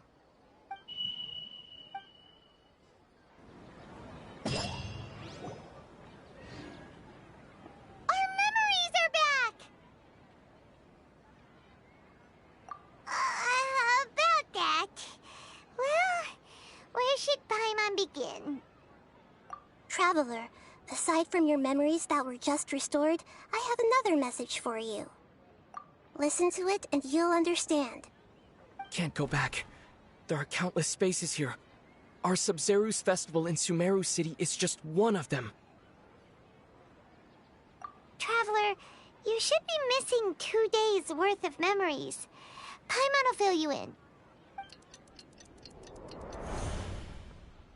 It's time to carry out our plan from yesterday. Okay, let's go!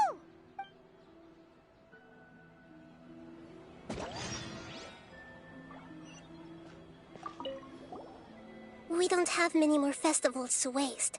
Hurry and find the truth.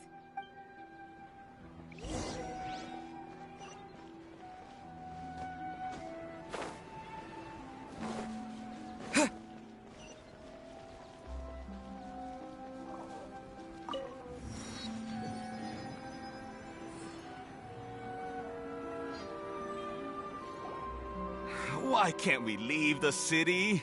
What is the Academia up to now? Don't ask me. It's not like I can tell you anything. This is a direct order from the Grand Sage. Just wait until tomorrow. I have a real emergency. My goods have already arrived at Port Ormos. If I don't hurry, they'll be stolen. That's your problem. Make sure you make a request in advance next time. But it's not like you can just predict business matters in advance. It looks like the Academia already announced a lockdown for Sumeru City today. How completely unsurprising. Let's go and question them. Hello, sir. Why can't we leave the city today? Here we go again. Don't ask me. I don't know either. We just received an order that no one is allowed to enter or exit Sumeru today. They didn't tell us anything else. Angering me won't get you anywhere. If I had that kind of insider info, I would have left this stupid post long ago. It looks like he really doesn't know. If we can't get anything out of him, let's take matters into our own hands. Why don't we climb over the walls? Those guards can't be everywhere at once. This is a good spot, and the guard hasn't noticed us at all. Let's hurry! Huh? Why? Are you going to leave Paimon behind?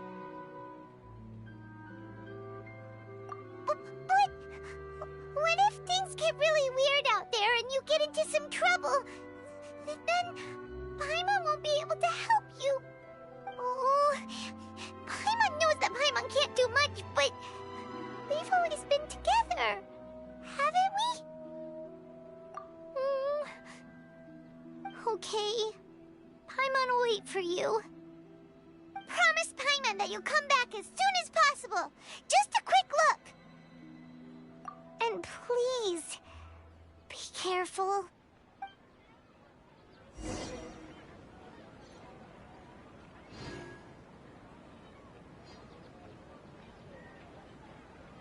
Memories! Traveler!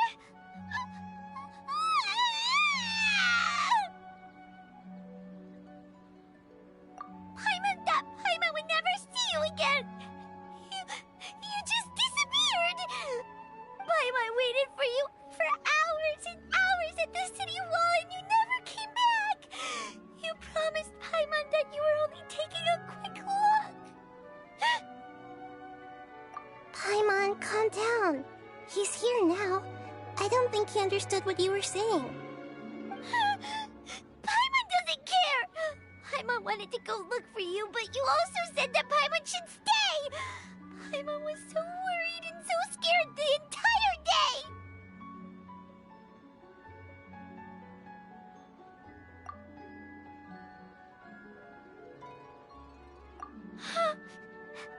Okay. Paimon will forgive you. The most important thing is that you didn't actually disappear. Oh, Paimon was so scared that you had gone into another world. Okay, Paimon, can you tell us your perspective of what really happened yesterday?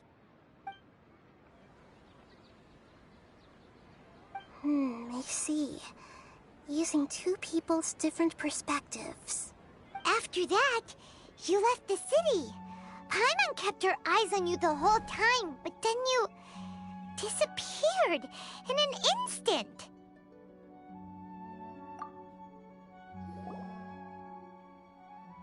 No way! Paimon was watching you with the fullest attention. What's your perspective, Traveler? You sure you don't have any memory of this? I guess that explains everything. You also lost your memories the last 2 times you tried to leave the city. Those days' memories can't be awoken. So, if we leave the city, our memories will be completely erased? It really sounds like something big outside of the city is being hidden on purpose. But this way, we'll also never discover what's outside. Something like a message? But how can we send it back? Don't look at me like that. I'm not used to being stared at. Well... Okay. You want something that can pass on messages, right? Give me some time and take care of Dunyarzad for me. Yep, now we're talking.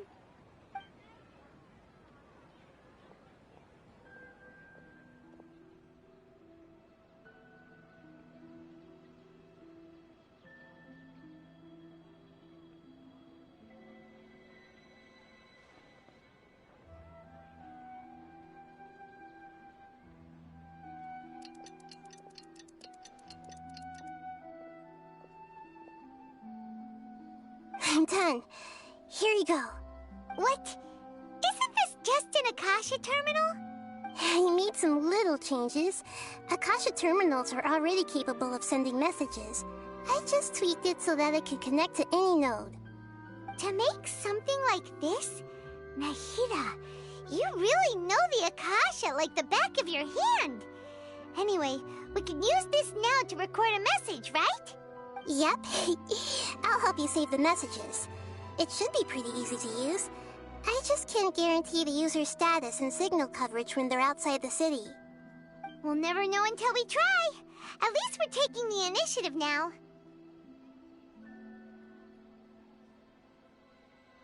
Let's go then! Let's expose those sages!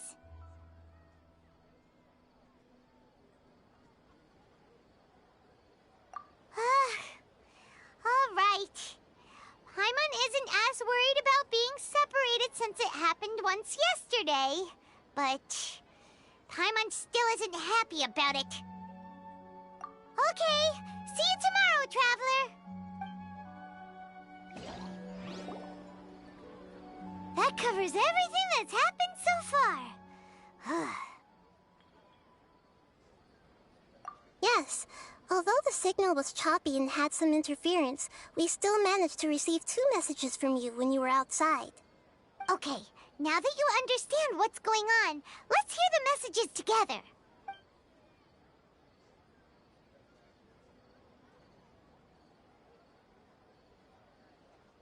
Can't go back. There are countless spaces here. Our Sabzeruz festival in Sumeru City is just one of them. I've entered another space. Before me are flowing sandstone and howling fish. Impossible and surreal sights. All these spaces are empty except for the occasional ones that contain mute puppets rather than people. I can't sense any human presence.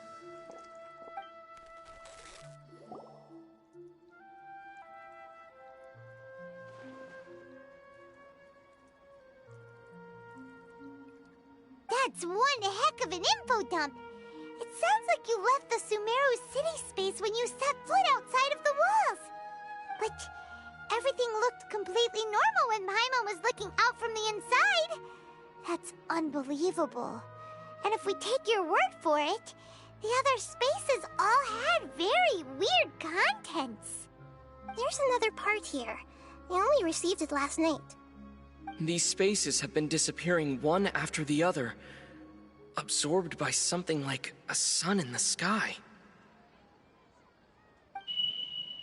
And now, even the final space has also disappeared. Behind me, a lot of spaces just appeared again from thin air. I get it now! Those spaces are actually...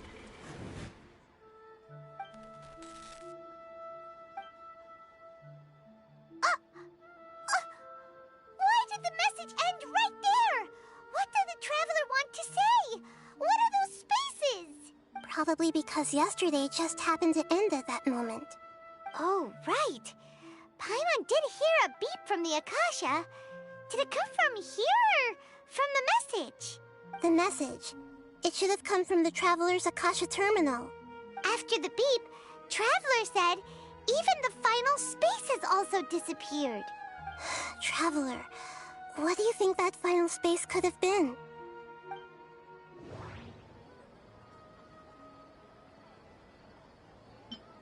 My impression is that each day in this samsara only ends at the sound of that beep from the Akasha. Was that space actually the real world? But wouldn't a real space just randomly disappearing like that be catastrophic? All the bizarre spaces I saw outside the city had one thing in common: a lack of human presence.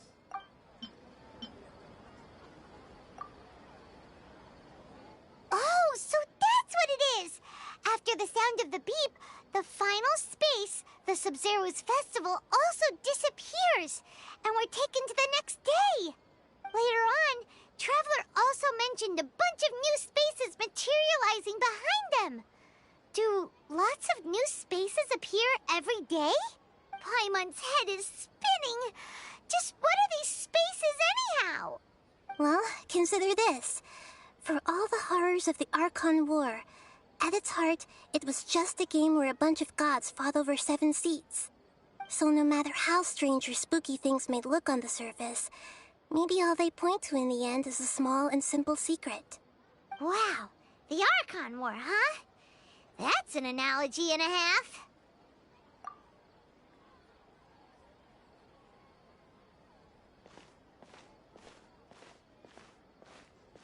Hey, where are you going? Sorry, I've been so quiet. The whole house woke up, so. Do you want some alone time to think? Alright then, Paimon won't disturb you.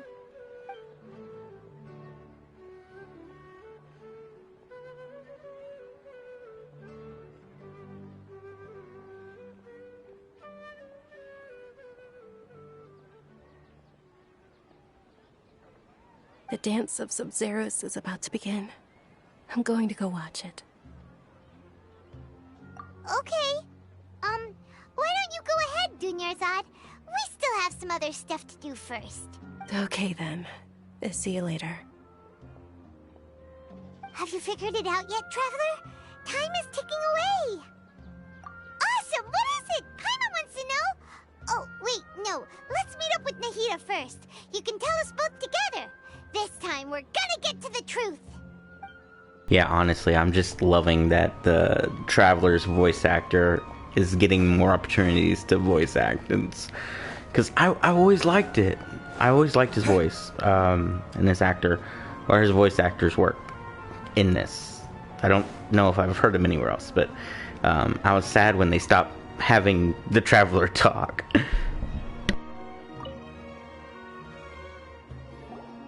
You're back. I've been waiting forever for you two. Judging by the looks on your faces, are you ready to take your Sub-Zero's exam and graduate from the festival? Okay. First off, have you discovered the hidden truth?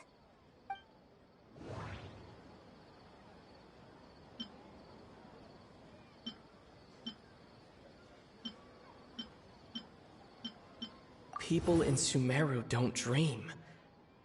What a strange phenomenon.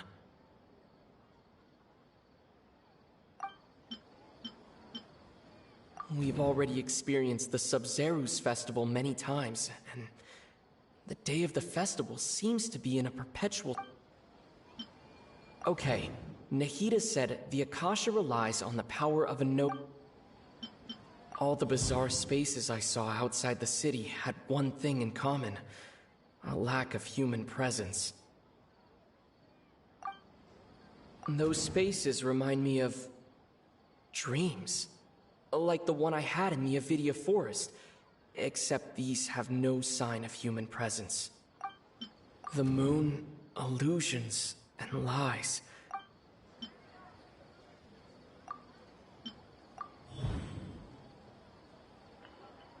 We are all in a dream. It isn't that the people of Sumeru don't dream, rather the Akasha is taking their dreams from them.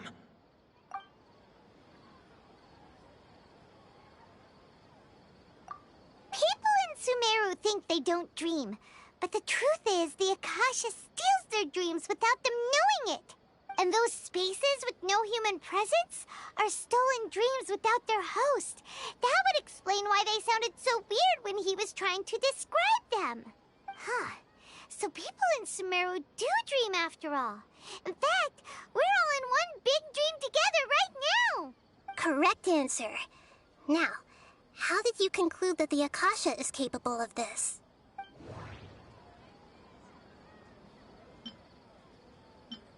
The Akasha relies on the power of a gnosis to operate. It is the manifestation of the God of Wisdom's power. It compiles the wisdom of the entire populace, and it grants knowledge to the people. That doesn't sound right. It compiles the wisdom of... and it grants knowledge to the people. It is the manifestation of the God of Wisdom's... The Akasha relies on the power... That doesn't sound right. I need to... It is the manifestation of the... Oh, okay. Those dream-controlling creatures in the forest also get their power from the Dendro Archon, right? That would explain why the Akasha has the ability to control people's dreams, too. But is stealing everyone's dreams really how the Akasha compiles their wisdom? Isn't there anything more to it than that? Dreams are fantastical, complex, and full of imagination. People's brains are the most active when they're dreaming. In other words, dreams are rich bundles of human wisdom. So, in other words, the complete opposite of how Hypatia understood it. Paimon remembers her saying that the sages think dreams are foolish delusions, and the fact that no one dreams is a blessing from Greater Lord Rukkhadevata. So it was all a dirty trick? The real story is that the sages from the Academia are using the Akasha to steal people's dreams for their own use, huh? Oh? By the sounds of it, you understand the current situation pretty well. So then, what about the Samsara? The beep is a prompt tone for Akasha operations. We still hear it every night, even though we removed our Akasha terminals. Those spaces kept disappearing before my eyes. But as soon as that beep sounded, many more spaces materialized. Those dreamscapes kept vanishing, but as soon as that beep sounded, more new spaces appeared. The Grand Sage said, "Go celebrate the birth of that god to your heart's content." Did he mean something more? My mind feels exhausted, even though I haven't done too much thinking. We've already experienced the Sub-Zeru's festival.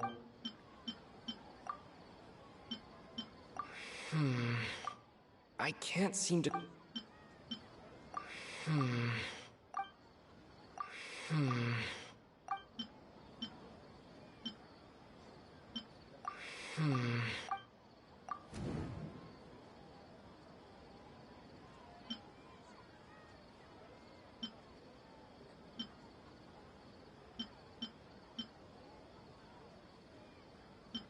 We've already experienced the Sub-Zero. My mind feels exhausted. The Grand Sage said, "Those dreamscapes..." Correct. The Akasha is keeping each person's brain in a constant dream state, but also separating their consciousness from their own dream. Their disembodied consciousness is placed inside the collective dream of the Sub-Zeru's festival along with everyone else's, while their now vacant dreams are harvested by the Akasha. No one is any the wiser as another day passes in the dream, and so begins another samsara cycle. People wake up to yet another dream about the Sub-Zeru's festival. The dreams that belong to them are once again harvested by the Akasha, and so it continues. So, this is like a dream factory, and the Akasha is a dream harvesting machine. Did Paimon get that analogy right? Very good, Paimon. Using analogies well is an excellent habit to get into. Okay, so that beep we keep hearing is actually from our real-life Akasha terminals. Taking off our terminals in this dream doesn't do anything. All right, last question. Who am I?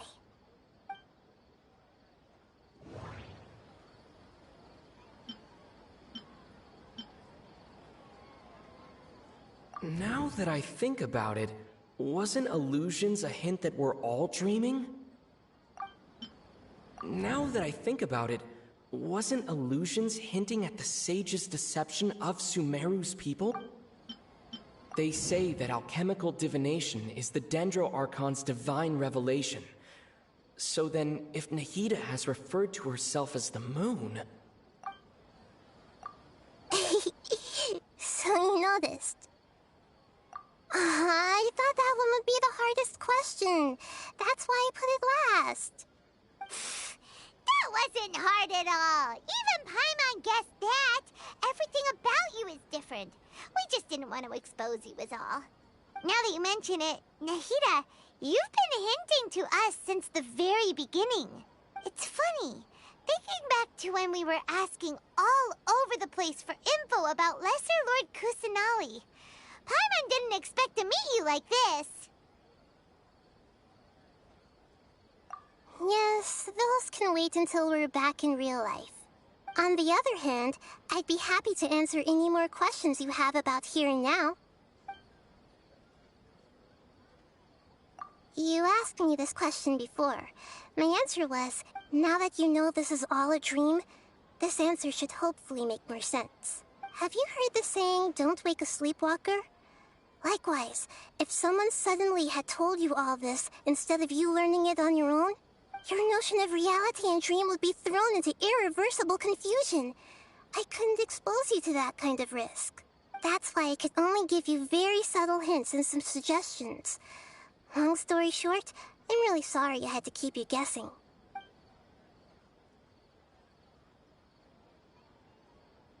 Firstly, this dream we're in is completely based on reality.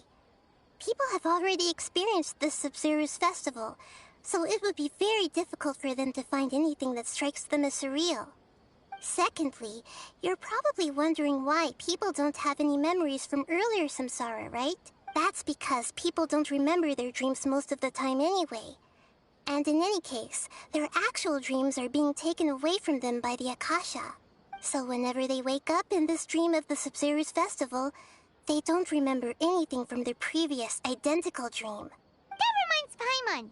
Traveler had a dream when we were in the Avidia Forest, but couldn't see what it was about after waking up. Is that an example of what you mean? Yes. Only after receiving the blessing of Dendro can a person gain the Dendro element's dream-enhancing power. That explains the feelings of deja vu. Meanwhile, everyone else has no idea that they are in the Sub-Zero's festival samsara, while their dreams are stolen from them over and over again.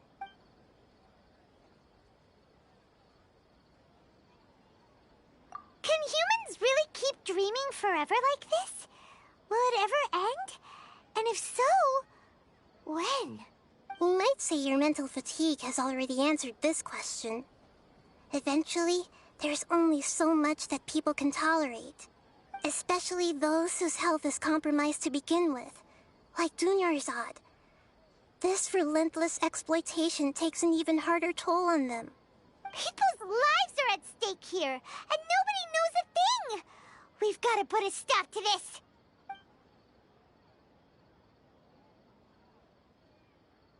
I know, right? Why did they have to base this dream on my birthday? Could it really just be a coincidence? Even you don't know the reason? Wow, now that's strange.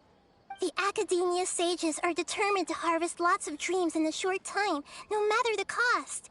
They have to be up to no good. Unfortunately, I don't know anything about it. Traveler, do you have any information?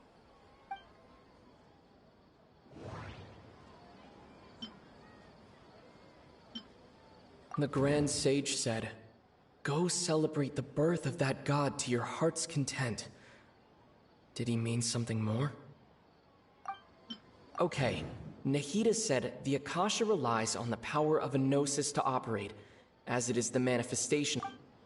Those spaces remind me of dreams, like the one I had in the Avidia Forest. Celebrate the birth of that god? Could it mean...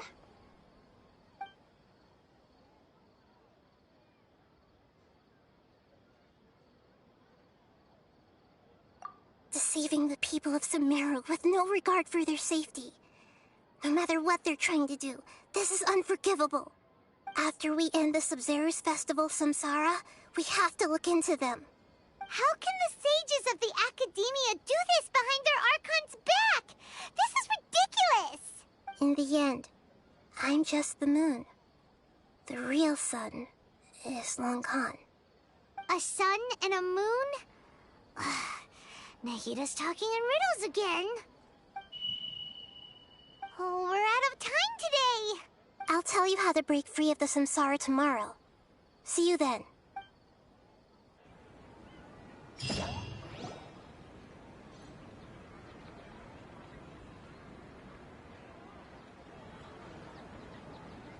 Good morning, Nahida. Wait. Now that Paimon remembers everything, should we instead say good morning, Lesser Lord Kusanali? Hey! What's wrong, Nahida? You don't look too good. I'm afraid that what you're thinking right now is correct. Did Dunyarzad already disappear? No way! Are we too late? The real Dunyarzad's consciousness has indeed disappeared. It can no longer endure the constant dream harvesting. Paimon can't believe it. Wait, so what about that other Dunyarzad? Just what is she? Is she also going to disappear? She's actually something like a puppet, but not completely. The real Dunyarzad's consciousness could no longer keep playing her role in this dream. So another Dunyarzad appeared to replace her in the dream. Just like the grass and the trees, that Dunyarzad is just a building block of the dream that helps to keep it going. But personality-wise, she's nothing like the real Dunyarzad. Puppets are stiff, and can't copy a living person's vitality. After all, they're just there as filler. You know, speaking of which, the old Dunyarzad might not have been too different from a puppet. Dunyarzad truly believed that she met you within her consciousness, and it was you who inspired her. So you do remember her after all. Yes. Back then, her family was overly protective of her. No one cared about her personality or thoughts. It was as if she only lived to stall her Elazar. I just gave her a little wisdom so she could look at life in a new way. So that she could be her own person. But even so, she's still... far from it. I'm still a long way off from being a real Archon. I couldn't even save her. If I were a competent Archon, I wouldn't have let my most faithful follower die at the Sabzeruz festival with so many regrets. Please don't beat yourself up over it, Nahida. It's the sage's fault, and theirs alone. I'm not beating myself up. All I did was to rationally observe the distance between myself and a real Archon. Don't be like that, Nahida. Even real Archons are still allowed to be sad. To prevent more tragedies like this, we must end the samsara as soon as possible. Great, but how do we do that? Although the Sabzeruz festival dream is under the Akasha's control, only humans can dream. Even the Akasha is unable to create them. That means this dream belongs to a host who created it. Huh? So, how should we find that person? Well, if this is someone's dream, then everything here must come from deep within their consciousness. Which means, with the power of imagination, they can change anything in this dream. Imagination? What do you mean by that? Imagination means breaking through what you perceive as normal. Like when a server at a tavern brings a plate to you, you'd naturally assume that food is on it. However, if you're the dream's host and you become aware that you're dreaming, when you imagine gold and more on the plate, the dream will respond in kind, and the server really will bring you gold and mora.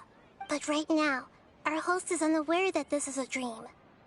No matter how many times they're served, it will always be food. Find some way to make that person realize that they're dreaming.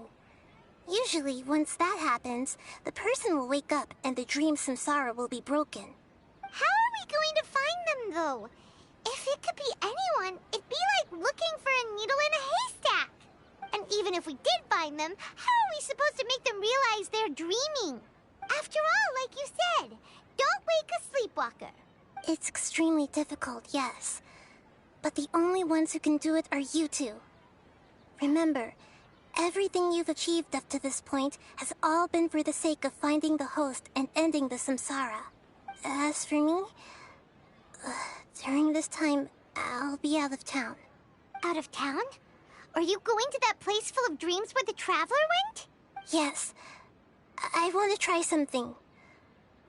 There must still be a small wisp of possibility. Hurry and go.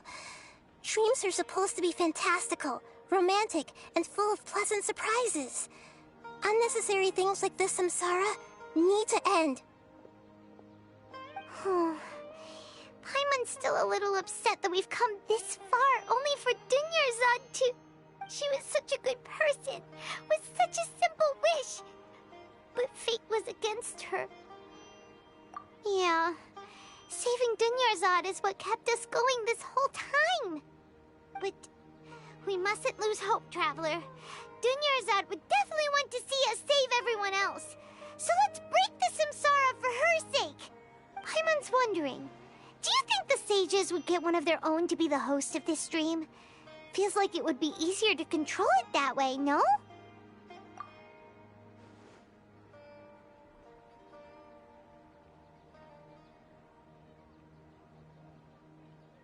Huh. That's true. Plus, the sages probably weren't counting on there being other factors beyond their control, like Nahida and us. So, who do you think the host of the dream is? Oh, that would make sense. Ferris, the Knight of Flowers, is a symbol of the whole Sumeru's festival, right? Pretty core character. Let's go ask him some questions, shall we? You're back. You left in a hurry last time. Is everything okay? Everything's fine, just... it's a little hard to explain.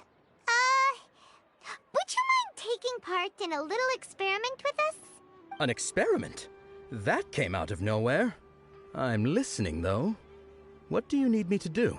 Could you... make a wish? You want me to make a wish? Is that a new Sub-Zero's festival tradition or something? Less questions, more wishing! Okay. My wish. Okay. I'm a little nervous saying this out loud, but I want Miss Dunyarzad to be happy. Oh. I noticed earlier that she looked a bit down, and she wasn't really talking to anyone. She just doesn't seem like herself. She's always so gentle and kind, and all the kids love her. I've also wondered if the reason she asked me to be Ferris Knight of Flowers is because I'm special to her, or something. So, you have a crush on Dunyarzad? Oh, is it that obvious? After what I just said, I guess it is. When she placed the hat of the Knight of Flowers onto my head, she said to me, I want everyone to have a happy Sub-Zero's festival. What she didn't realize was that I'm not that interested in how everyone else feels. In that moment, I just wanted to be her Knight of Flowers for the rest of my life. 50 years, 100 years, I'll serve her till the end of time. Okay, yeah, that was a bit much. Felt like the right moment to get it off my chest, but that was pretty embarrassing. Okay, I'm ready to make my wish. I would like Miss Dunyarzad to appear in front of me right now with a smile on her face. Here goes. Please come true. I'm gonna open my eyes. Oh, you're... What? Faki? Sorry, but only one portion of Yelda candies per person. Back home you go. Nice try, you two. Anyway, never mind. I don't need to see her appear right in front of me. As long as she's happy. Guess he isn't the host of this stream after all. Should have expected it wouldn't be this easy.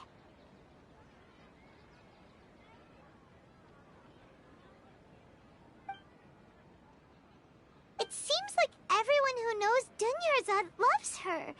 But none of them has any idea that she... My lady, step back. That sounds like Dia!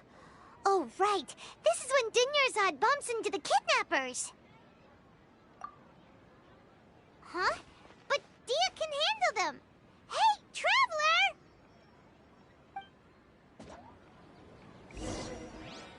I need to decompress, Paimon.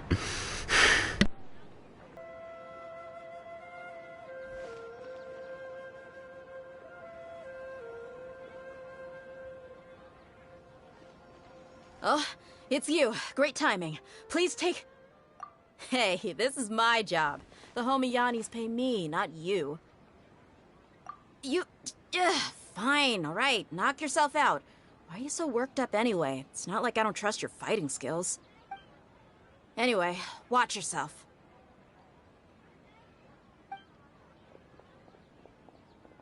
So you got yourself some backup. Suit yourself. You're going down! I am not in the mood. A new Let the show begin. There is no escape! Motion to compel. Law of the jungle.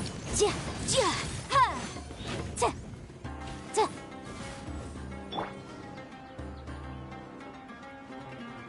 No more tricks up your sleeve.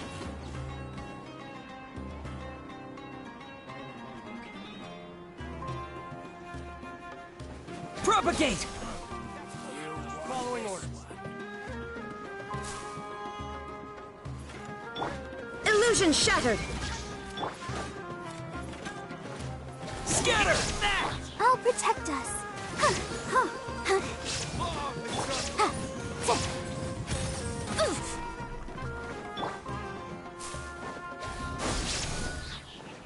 Shine down. Torn to oblivion. Traveler, were you just taking your anger out on those guys? You and Nahida both. Dunyarzad wouldn't want to see you two like this. Oh, and speaking of her, Paimon just remembered something. Remember how during the first Sub-Zero's festival, before the Samsara started, we came here with Dunyarzad because she wanted to pick something up? She said it was because she had forgotten something. Okay, so Paimon's memory is working so far. Anyway, Paimon also remembers that she is staying somewhere around here. She pointed it out to us the night before the Sub-Zero's festival. Yeah, even if it's only a tiny clue, it'll probably still help us more than this needle in a haystack search. This is the place! It's rude to enter other people's spaces without permission, but desperate times call for desperate measures! Hey, the windows are unlocked! Okay, Paimon's gonna take a peek inside.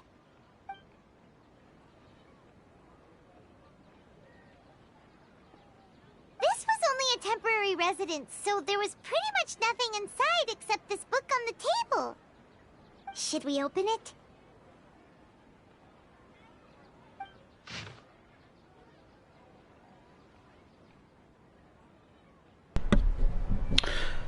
After almost 16 years, I was finally able to get these notes written before the Sub-Zero Festival.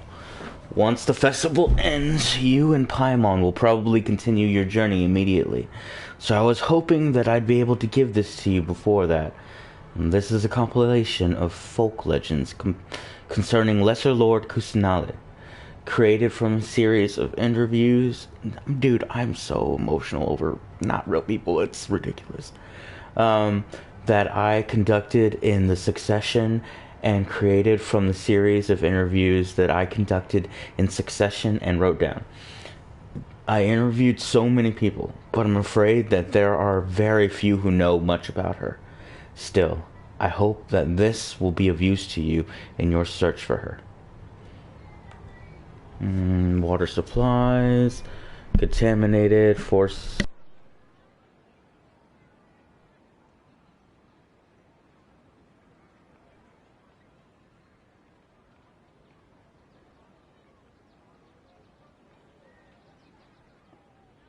Wow, Dunyarzad wrote all of this.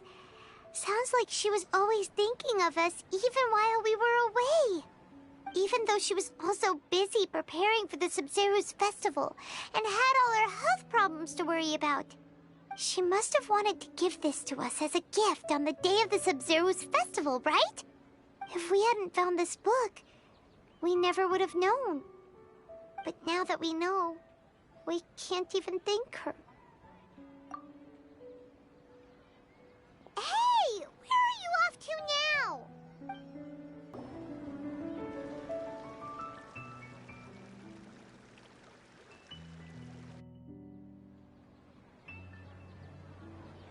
It's Dunyarzad's puppet.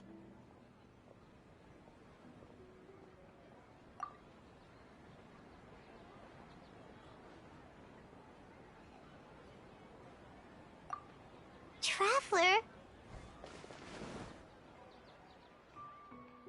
You must be exhausted.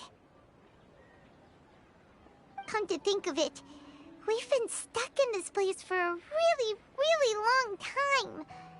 Heck, even the last time we were chatting happily with Denyerzad feels like an eternity ago.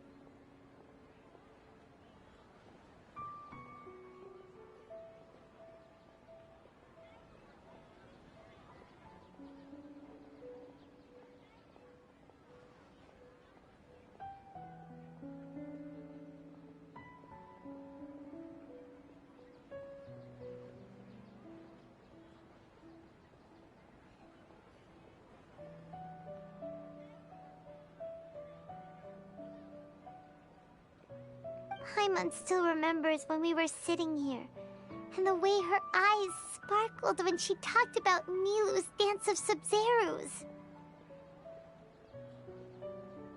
There will always be frustrations in life, but I know that the point of living is not to leave behind any regrets.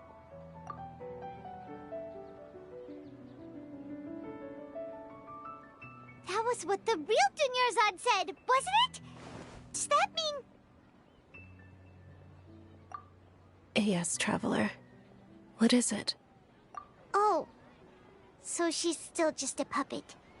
But just now, how come... What? Where are we going this time?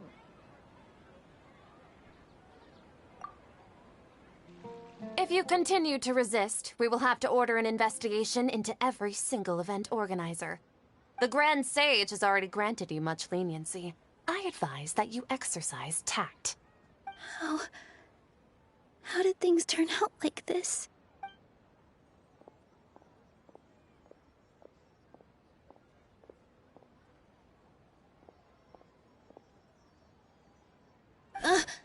Traveler? You don't have to get involved. He's a sage from the Academia. I don't want to drag you into this. Traveler? Traveler? What the heck are you doing? If you get arrested by the Academia, that's another day gone to waste!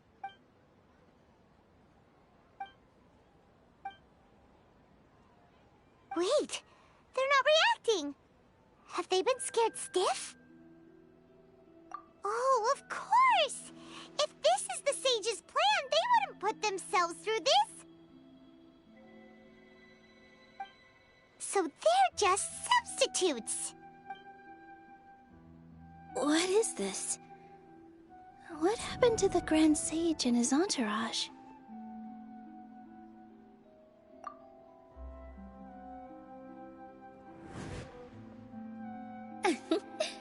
Like I said, they symbolize the goddess of flowers. It's just a shame that all the real Padisarahs went extinct after her death.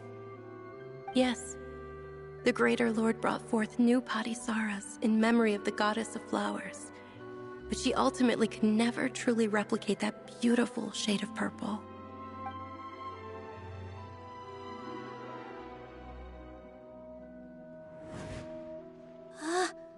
That beautiful shade of purple. Aren't these flowers real Padisarahs? Just like the ones from the legend? I didn't even notice. Dunyarzad, did you find these? But didn't you just say all the real flowers went extinct after the goddess of flowers passed away? So, how? Yeah. What's going on here? Huh? You guys are acting weird. But okay, I'll try.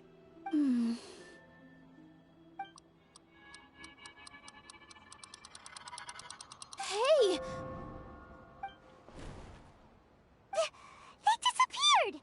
So Nilu's the host! What a surprise! Purple Padisarahs don't exist in the real world anymore! But in Nilu's subconscious, they can appear as decorations on the stage! It's just like the example Nahida told us. People assumed there will be food on a plate, and Nilu assumed there would be real Padisarahs in the flower pots. So when you saw the flowers, you instantly knew it was Nilu? But if we want to end the samsara, we need the host to become aware that they're dreaming. How should we make Nilu realize that? Am I dreaming? Huh?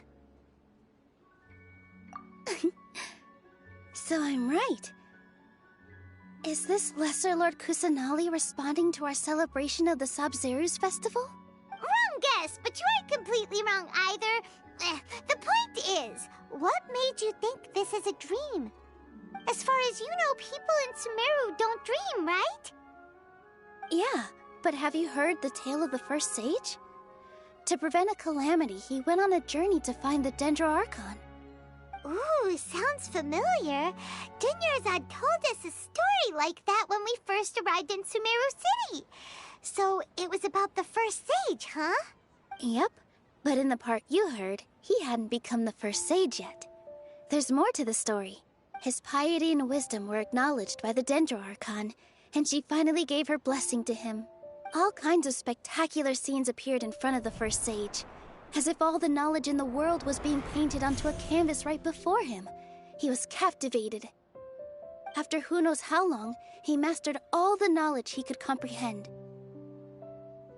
Afterward, he said to the Dendro Archon, "I miss my parents, my wife, and my children. I've been away from home for far too long. They must be worried." The Dendro Archon smiled. The next second, the sage found himself lying in his bed, as if he had just woken up from a dream. His wife, lying next to him, said, "You're off to search for the Dendro Archon today, aren't you? Have a safe journey, my love." In the end, the first sage took care of many disasters in Sumeru City and founded the Academia. What a happy ending. So, the first sage was dreaming ever since the beginning of the story? He never went on his journey? Yes, but his faith and determination were conveyed to the Dendro Archon, so she blessed him in the form of a dream. Paimon understands where you're coming from now. That's a really interesting connection. But we really gotta wake up soon, like the sage in the story! I see. Well, it just so happens that today's Sabzeruz festival is almost over too.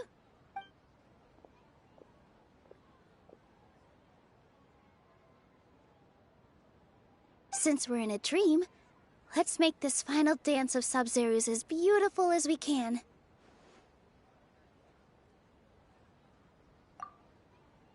I killed her best friend in her dream.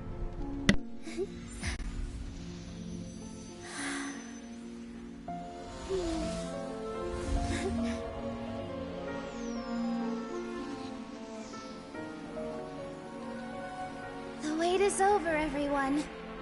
I dedicate this to our god, the dance of Sabzeruz.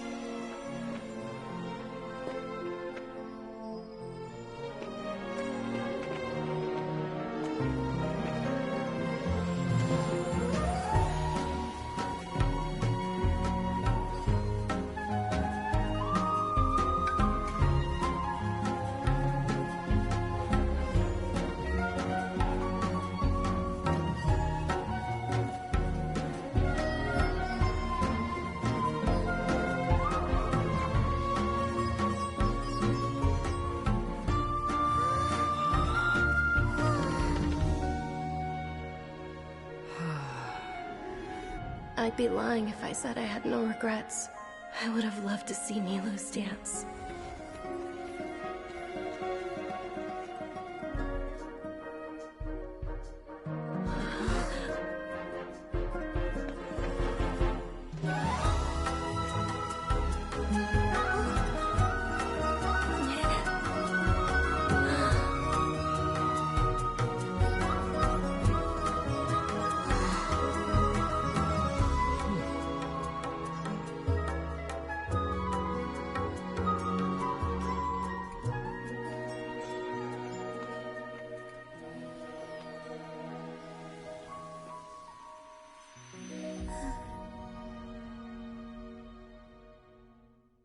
I'm not okay. I am not okay. I killed her best friend in her dream.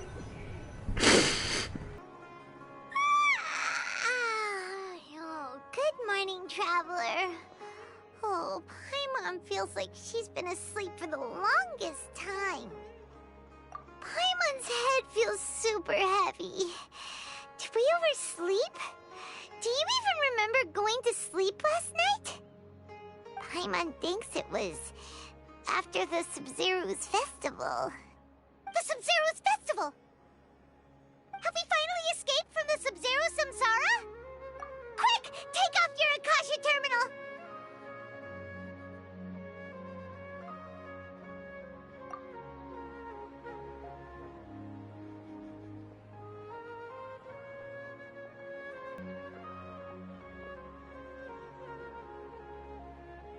She's not in her room. What happened? Huh? What usual spot? Well done, Traveler and Paimon. And thank you, Dunyarzad, for organizing the Sub-Zero's festival for me. I'm sorry, who are... Dunyarzad! You're okay! Oh, don't scare us like that! Oh, Traveler Paimon. I have something amazing to tell you. I just had a dream, and I saw Nilou performing the dance of Sub-Zeros.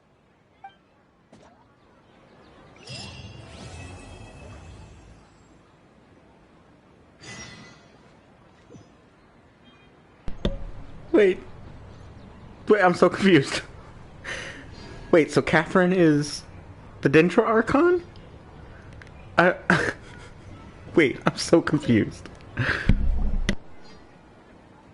You're actually Nahida, aren't you? Paimon felt like Catherine was acting weird when we met at the Sub-Zero's festival. And Dunyarzad, did you save her? It's a really long story. We shouldn't disturb her. Her consciousness is still weakened. Let's chat somewhere else. How about by the Traveler's favorite bench?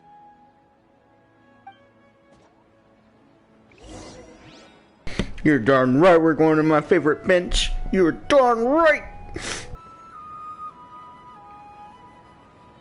Let's talk about Dunyarzad first. It's such a relief that she's alright. After we parted on the last day of the Sub-Zero's festival, I left the city and saw what the Traveler had described. Among the countless dreams, I found one that was growing fainter and fainter. This proved my suspicion. Once Dunyarzad could no longer bear the Akasha harvesting her dreams, her consciousness began to dissipate. But this also meant it escaped the Akasha's control. Such a small fragment of consciousness can't last for very long, though. It will return to its original dream, where both will gradually fade until they completely disappear. I used all the power I had to keep her dying dream alive as long as possible, but it still wouldn't have lasted for much longer if it hadn't been for you two breaking the samsara. So it looks like we did manage to save Dunyarzad in the end. And not a moment too soon. Huh? Why are you two smiling so happily? I thought you'd be so moved that you'd start crying. I need to spend more time observing human emotions. Both are fine. Everyone reacts differently. All right. You two must have a lot of other questions for me, right? After all, you saved my faithful believer. As your reward, I will answer any and all questions. Nahida MVP! At the Avidia Forest, there was this incense that made the Traveler fall unconscious and dream of a huge tree and a red sky. You also heard someone's voice, right? It said world and forget me. Yeah, so you do know. We've been wanting to ask you what that was about, and if the red sky was related to Conria. It seems like the Traveler established a connection to Irminsul. That was a message left by Greater Lord Rukkhadevata's residual consciousness in Irminsul. Perhaps her last memory before she died. As you two probably know, Greater Lord Rukkhadevata disappeared after the disaster in Conria. The timings of these events do line up, so your suspicions are reasonable. A message from Greater Lord Rukkhadevata? We thought it was from the Scarlet King. The Scarlet King? That god who died even longer ago? Some present-day desert dwellers still worship him, You probably just heard some of their conspiracies. Okay, so what does the message mean? I still haven't managed to decipher it. Even the Akasha isn't currently capable of doing that. Greater Lord Rukkhadevata's residual consciousness in Irminsul seems to be contaminated with something that has a very dangerous aura to it. Many devoted scholars go mad as soon as they connect their consciousness. I've warned the Academia about this many times, but people still keep falling victim to it. But I believe this is the key to saving Irminsul. That's why I've kept trying to decipher it. So the tree in the vision was Irminsul? Oh, Tainari also said that Irminsul is sick! Is it because of the contaminated consciousness? But even if you can't figure out what that vision was all about, it seems like our search for you was all in vain. The Traveler wasn't affected after coming in contact with that consciousness. I've never seen anyone like that. With you here, we may have a chance at deciphering it. No, we must decipher its secrets. I've already eliminated all other factors that might affect Irminsul. This is the only one left. This puzzle has life and death at stake. It could determine Irminsul's fate, as well as Tevat's. To be accurate, I'm using the Akasha as a medium to occupy Catherine's consciousness. How did you do that? Poor Catherine. Does this mean you can also occupy other people's consciousnesses? Theoretically, I can enter anyone's mind as long as they're wearing their Akasha terminal. The Akasha is the legacy of Greater Lord Rukkhadevata. As Lesser Lord Kusanali and the first Akasha terminal, my consciousness has always been linked to the Akasha. I've always respected my people's free will, so I've never actually occupied their consciousness. When necessary, I just borrow this bionic Snezhnayan puppet. Hold on. Did we just learn some deep, dark secret? So Catherine is... No wonder Paimon felt something was off about her. What about your own body? Why do you need to borrow other people's? Don't you live in the sanctuary of Surasthana? That story begins a long time ago. After Greater Lord Rukkhadevata disappeared, the sages found my newly born self and took me back to Sumeru. At that time, I was young and weak. The sages kept me in the sanctuary of Surasthana, ostensibly for the sake of protecting me. But I've hardly heard from them since. However, I do understand that they had hoped to find Greater Lord Rukkhadevata instead of me, a symbol of her passing. So, the sages basically put their new Archon under house arrest? How dare they! Why don't you teach them a lesson, Nahida?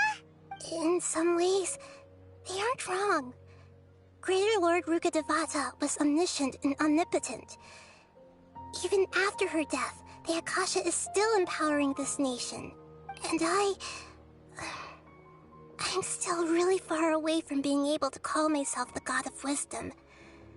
Moreover, the Academia is also more proficient at governing this country. My existence has little meaning. Yeah, you got a lot of believers. Just look at the Sub-Zero's festival. Everyone who showed up truly loves you. Thank you for the kind words. But I honestly don't need physical freedom as long as I can connect my consciousness to the Akasha. Trying to find a way to save Irminsul is my life's mission and top priority. I will work on that, and try to live up to being a deity in the meantime. Every once in a while, I will also take up the duties of the God of Wisdom and enlighten a lost soul here and there. Doing all that should be enough. There's never been any big problems with the Academia's governance of Sumeru. This is the first time I've seen them step out of line. I wonder what caused them to go down this path, and what they hope to achieve. Even though the city's residents haven't noticed anything strange, if the Traveler hadn't broken the Sub-Zero Samsara, the situation could have become dire. I tried to do some investigating in the Akasha, but I couldn't find anything suspicious. And all the people of interest seem to purposely avoid wearing their Akasha terminals. I think they're deliberately trying to hide something. Oh, Paimon. In Gandharvaville, there was a sage who had invited Tainari to join some kind of project. Could it be related? Regardless, I need to first investigate the sage's motives, make things right, and punish them if needed.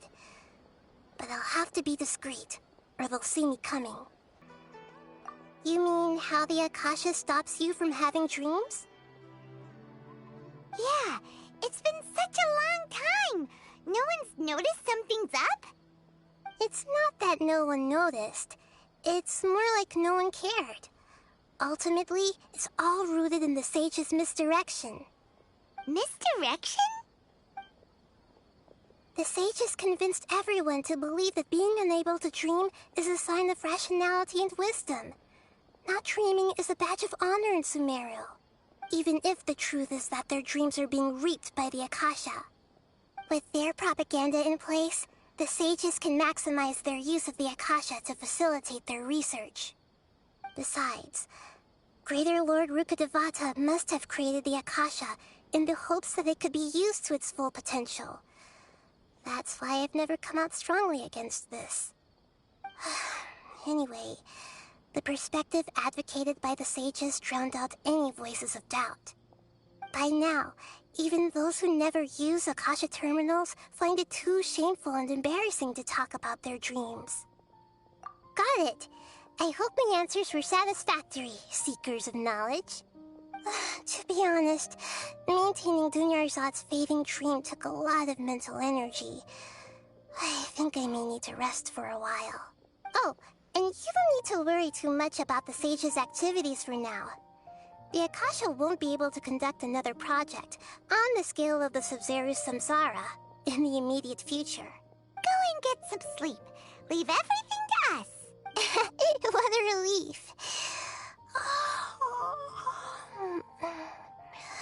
This is truly the most exhausting birthday I've ever had. Traveler? Paimon? Why am I here? Do either of you know? Maybe you were sleepwalking. You know you can't wake up a sleepwalker. We happened to walk by, so we thought we'd wait for you to wake up. I see. I should visit my maintenance personnel sometime. Oh, I'm fine. I better go. Thank you. We've spent quite some time in Sumeru City, but ever since we last said goodbye to Lesser Lord Kusanali, we haven't heard anything from her. Oh, we can't just keep waiting around like this. Let's go find Catherine and pick up some work so we can at least keep ourselves busy. I knew Catherine was a robot.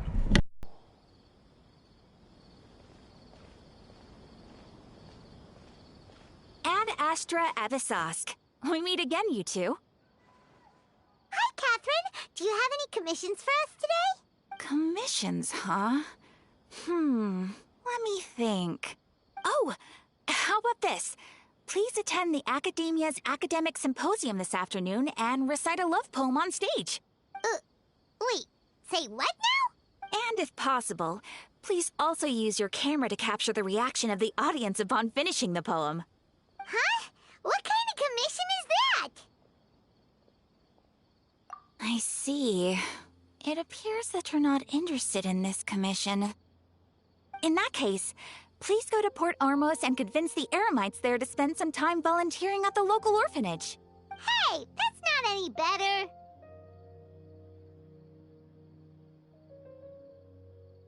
I'm sure the mercenaries will have some interesting reactions as well. Paimon's gotta ask. Just who exactly has been submitting these commissions to the Adventurers Guild? Oh, the commissioner? Well, actually, I just wanted to see the two of you in action. Was it so obvious? I was hoping you would actually take one of those commissions. That kind of chance to observe humans doesn't come by often. Ah, so it's Nahida. Paimon just knew Catherine wouldn't crack those kinds of jokes. When did you get into her head? from when she said, Ad Astra Abyssosque. So it's been you this whole time? Are you done resting up, Nahida? Yes. I've been sleeping ever since we parted ways, and I even had a really, really long dream. It was another dream about the Sabzeruz festival, except it was a happy one. In my dream, I was sitting in the middle of a flower terrace, and everyone in Sumeru City was holding hands as they danced in circles around me. They danced round and round, and everyone looked really happy. I also got to sit on a gigantic flower carriage. Ferris, the Knight of Flowers, raised me really, really high above the ground, and I was throwing an endless amount of Yalda candies at the children. You know, Nahida, maybe your dream is how the Sabzeruz festival really should be. It's meant to be a joyous time where everyone gets together to celebrate your birthday. Huh? Wasn't I describing a really happy dream? Why are you both looking at me like that? Wait, could this be an example of the emotion known as pity? No, we aren't pitying you. That would only make everything worse. We just don't want you to feel too sad. By the way, have you had a chance to visit Dunyarzad? How's she doing? The Homianis haven't allowed any visitors after the festival, so we haven't been able to check on her. Yes, I paid her a visit right after I woke up. She was resting at the time. Her condition is stabilized. However, since Elazar is a manifestation of the withering on the human body, we can only cure it by finding a way to take care of Irminsul's own withering. But for the moment, our top focus should still be figuring out what the sages are up to and what they're planning. Right. Who knows what'll happen if they manage to pull off another scheme like the Samsara of the Sabzeruz festival. So our first priority should be investigating and putting a stop to the sages' activities. As for how we should pull that off, let's discuss it somewhere else.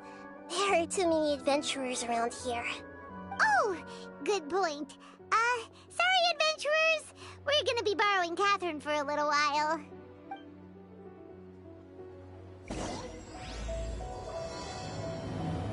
Oh, they're going down. I'm gonna check if my stream is still up. It's been a long one, and it's probably gonna go on for a little longer. This is my day to catch up on all Genshin.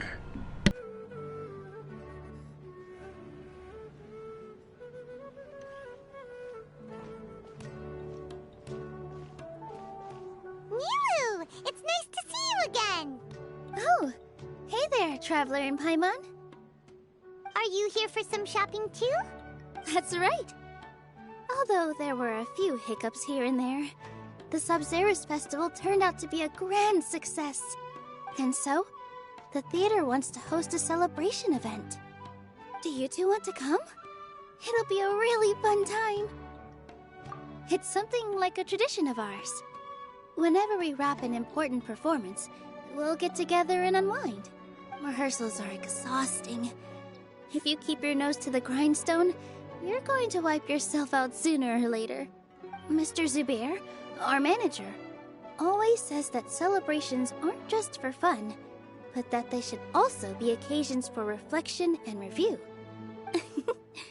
But no one remembers that once the celebration starts. It's not like he can't also have some fun himself. We've been to a lot of festivals during our adventures.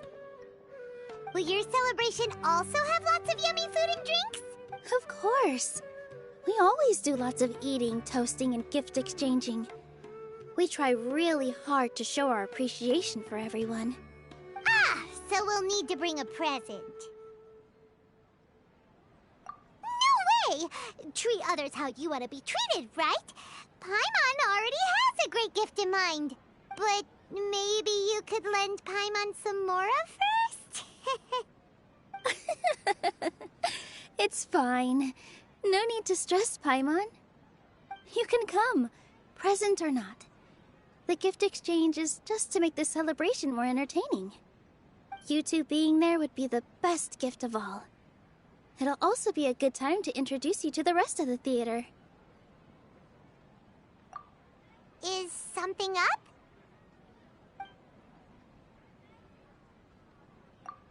Yeah. But for now, it's more important for her to rest and recover. I tried to visit her, but I got turned away at the door. The people there wouldn't listen to a single word I said. All I could do was to leave a letter encouraging her to get some rest and keep her spirits up. She'll be better soon. And then we can celebrate together at the theater. It's all thanks to you and Nilu that we managed to save Dunyarzad. You're way too modest.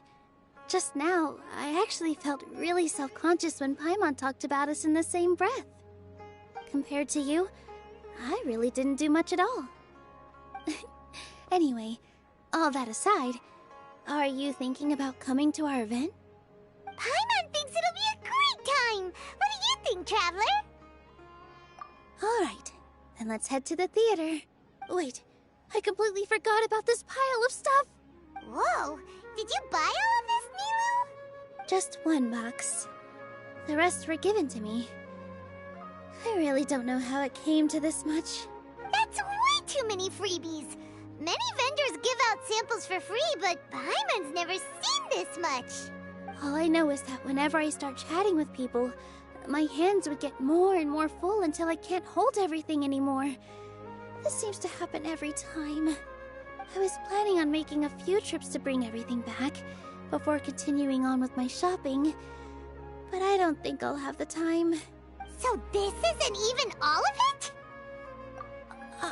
Are you sure? Of course! Carrying stuff is a piece of cake for him, right, Traveler? I'm so sorry to trouble you like this.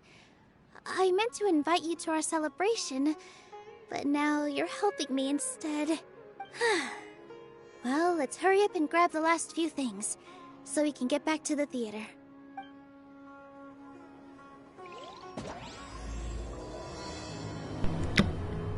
Whoops, did not intend to do that. Let's continue our chat here. Okay, so do you have any ideas on how we can investigate the sages, Nahida? Actually, I've already done a little bit of work on that. But for now, I want to hear your thoughts.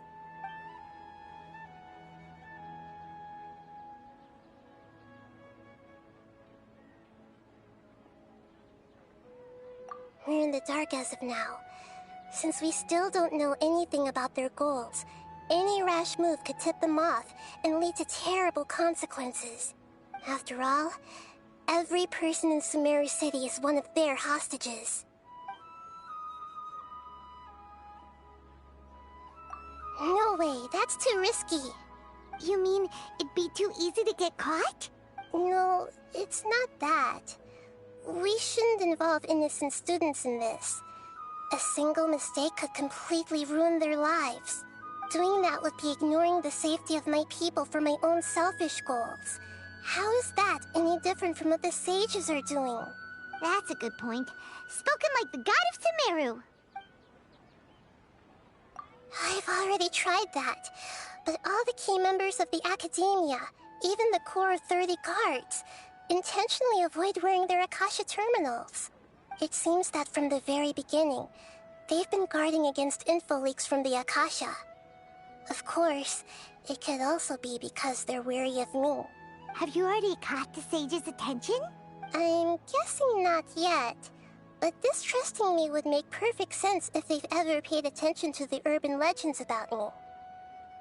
In any case, I probably can't take over their minds directly. Are we really out of ideas? Nahida, you're super smart, so you already have something in mind, right? Don't keep us in suspense. Spill the beans already. According to a popular theory from the Vahumana Darshan of the Academia, rejecting impractical motions at the beginning of a planning session will give more weight to the actual proposal. Okay, but aren't you the god of wisdom? You don't have to use that kind of gimmick to make us take your ideas seriously.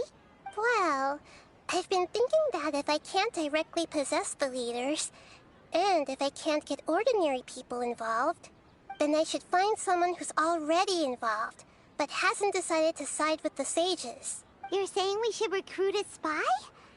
That does sound like it could work. Oh, before coming back, we met someone named Alhaitham. He seems like he acts alone, and he likes doing stuff behind the Academia's back. They probably aren't in cahoots.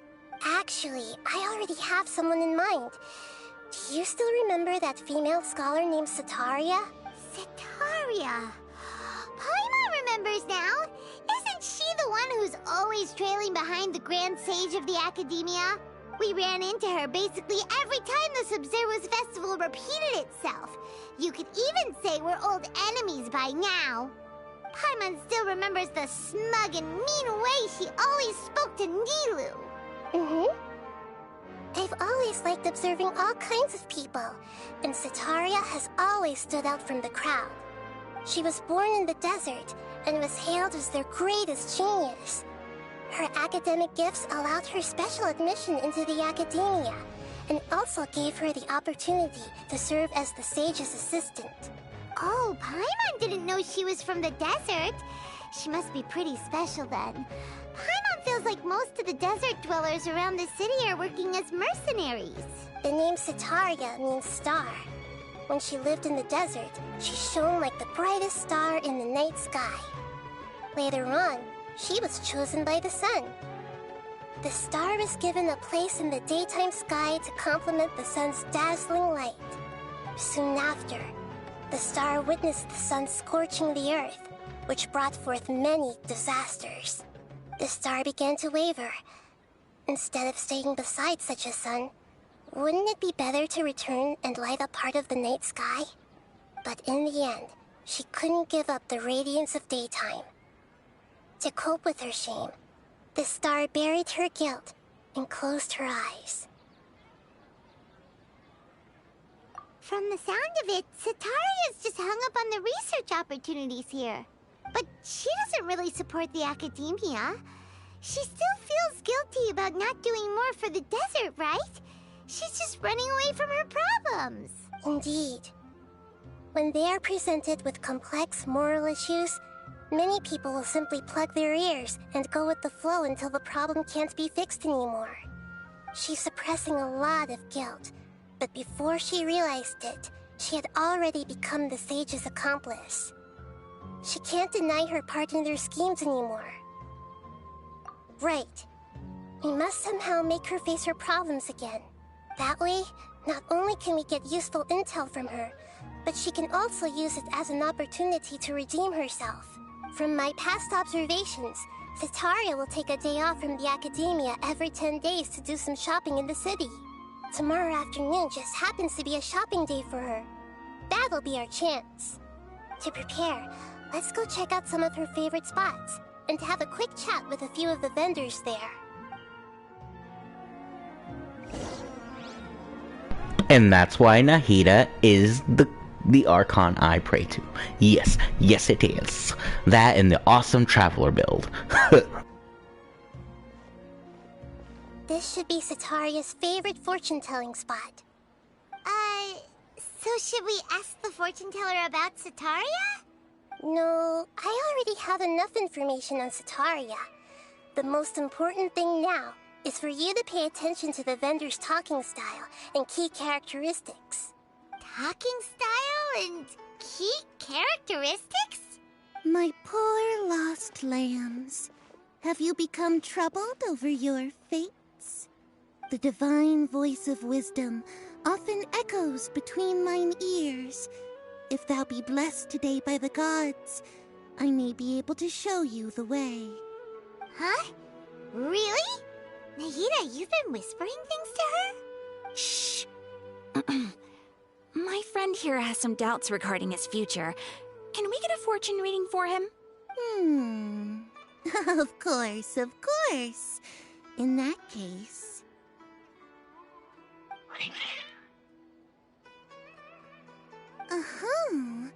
It would seem that Harut and Marut are quite wary of you. Perhaps, at some time in the past, you have somehow offended the gods. Only mocking the god of Animo, questioning the Lord of Geo's financial savviness, and brawling with the god of Electro. Do those count? Oh, nothing. Go Go on, pick an aspect for her to divine.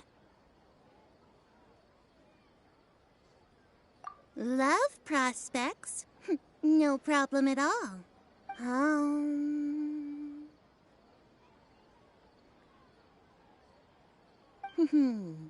The gods have spoken. The truth shall be revealed. One who is fated to cross your path will appear on...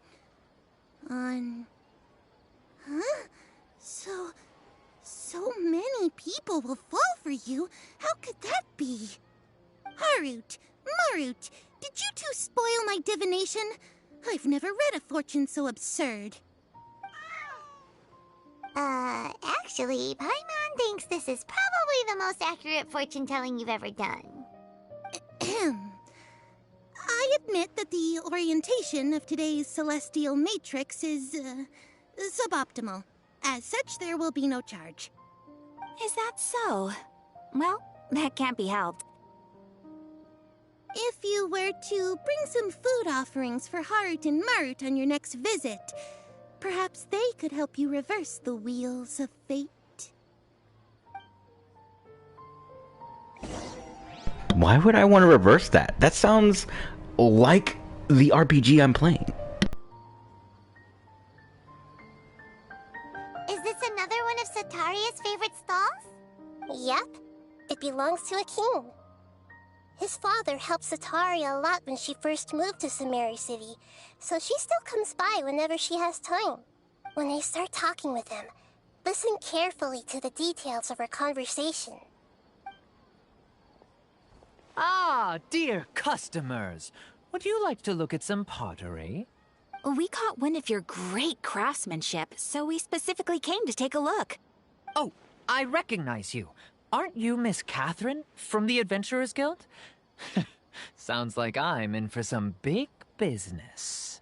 Speaking of, where did you learn this trade? I suppose you could say it all started with my dad. He's a mason by trade, but I picked up an interest in clay while apprenticing for him. After that, I began making pottery by myself in secret. And I simply changed trades when my works turned out well. Although it's a pity that I'm no longer making much use of the knowledge provided to me by the Akasha. That's nice. You're making a living doing something you love. So is your father still working as a mason? Oh no, not anymore. A few years back, he fell from a roof and broke his leg. Since he had already saved enough Mora over all these years, he's just enjoying the retired life in Port Ormos nowadays. I see. We wish him peace and happiness in his retirement. I'll have someone in charge of logistics at the guild come by another day for some goods. We'll leave you to it. Take care now. No problem. Rest easy, all our goods are sure to meet your every need.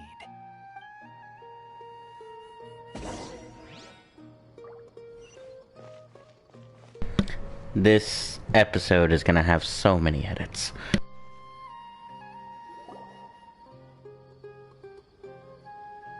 This should be our final stop. Sataria's always thinking of this restaurant when she's working at the academia, so she always comes by whenever she's out in the city. Nahida, you've really thought of everything. It's my duty to protect Sumeru's citizens, after all. Hi there. I feel like I've seen you down by the docks before. Huh? Sorry, I don't quite remember. If I recall, you were having a discussion with someone about shipbuilding at the time. Ah, that's right! I've always been really interested in feats of marine engineering. After all, I grew up in Liyue Harbor and spent my entire childhood staring at the ships going in and out of the port. I came to Sumeru to study, but failed to make it into the academia due to my lack of talent. But I'm still discussing all kinds of problems with different scholars, and I'm continuing to study and perform research from the restaurant's basement. I'm sure I'll get into the academia after their next round of exams. What an admirable spirit for learning! Amazing! Sure, but you'll find hardworking people wherever you go. So this restaurant has a basement as well? Huh, First I've heard of it. That's right.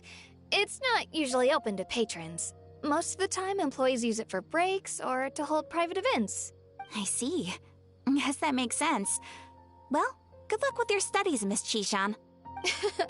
Thank you so much. As long as I can make it into the academia as an official student, I'll be happy. So, was that everybody? Mm-hmm. 3 familiar faces should be enough for Setaria. What's the point of all the information we've collected? Nahida, you still haven't told us how you're planning to make Setaria face her problems. Setaria is already used to avoiding her problems, so we must find a way to break through her usual sensibilities. I remember that you mentioned that the Eremites in Port Ormos are all making a fuss about the upcoming resurrection of the Scarlet King. Although it's all just a boatload of nonsense, the faith of her homeland may turn out to be Setaria's soft spot. Oh, Paimon gets it now! You want to take advantage of the guilt Setaria feels about her homeland. Although she knows she should return home to help the people of the desert, all she's done is conspire with the sages. So how do we set that up? Well, the Scarlet King is long gone, and Setaria is also too smart to fall for any simple tricks. If we simply engaged her under the guise of the Scarlet King's believers, she would definitely be weary of us, and we may not get anywhere. But if we were to borrow some of her close acquaintances to talk with her, her reaction would probably be very different. So, you mean you're going to possess those people we just talked to? Yep. Possess them through the Akasha. Imply that they've already converted to the faith of the Scarlet King, and then convey our made-up will of the Scarlet King. As long as everything goes smoothly, we'll get through to Setaria for sure. She'll never guess that we had anything to do with it. So that's how you're going to use all the info we collected on these people. It's so that you won't slip up and break form. Possessing them will only work if you can manage to pass off as them. Exactly. So, best of luck with impersonating them. Huh? Best of luck? But we don't know how to possess anyone. That's no problem at all. I'll just share all their senses with you once I've possessed them. As long as you're also wearing an Akasha terminal, the effect will basically be as if you've possessed them yourself. Huh. That is pretty convenient. But why does he have to do this? Can't you do it yourself? Although I've been observing humans for a while, I've never been good at imitating them. You're not wrong. It's always been painfully obvious whenever you try to pass as Catherine. If it was at all possible, I would have preferred to leave these people alone. But seeing how things are now, I probably should just accept it and push on. Yeah, don't beat yourself up over it. We're only doing this to help everyone, and we'll only be borrowing them for a little while anyway. Alright, then let's give it a go tomorrow afternoon. It's always tomorrow with you, my lord.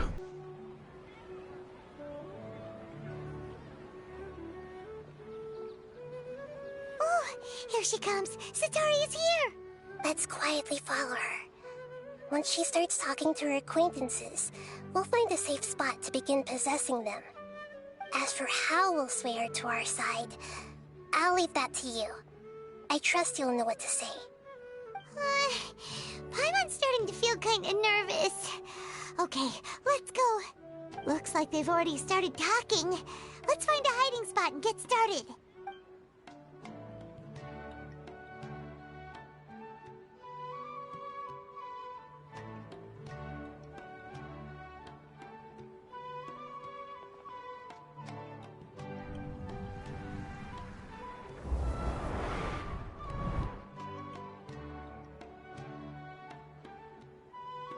That's right. You really can't force anything when it comes to love.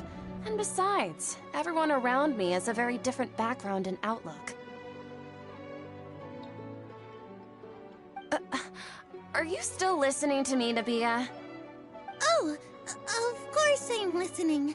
You were talking about troubles with your love life, right? I heard everything you said. Okay then. You just seemed a little distracted for a moment there. Strange. Your cats seem pretty worked up. Is something wrong? I always thought they were quiet, happy kitties. Oh, what are their names again? Ah, that's right. They are just little darlings, aren't they? Harut and Marut. So, which fortune do you want me to read for you today? You must have come for another echo of the divine voice of wisdom. I'd like to get another reading on my love prospects, but to be perfectly honest with you, I feel like I've been a real mess recently. A mess? Well, could you do a reading on how long it'll take me to finish my current project at work? I really just want to get it over with. I hear you. No problem at all. The gods will reveal the truth.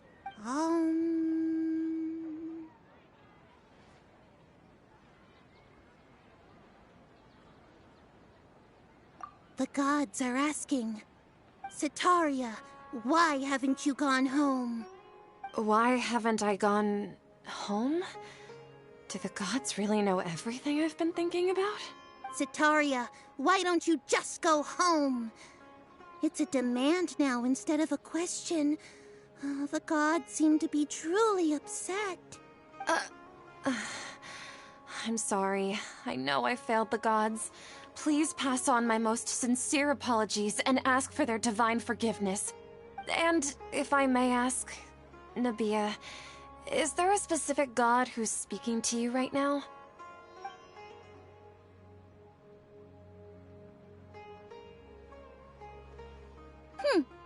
What an inconsiderate and naive question.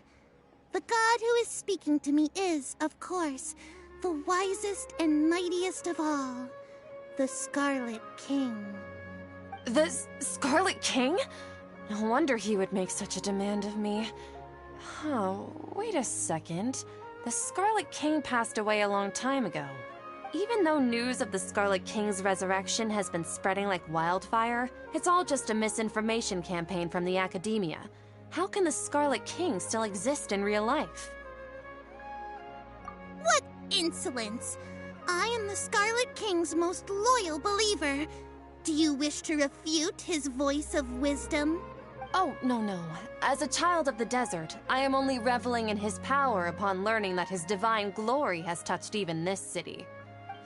I will think very carefully about his demand of me. I'm sorry. I must go now. Wait!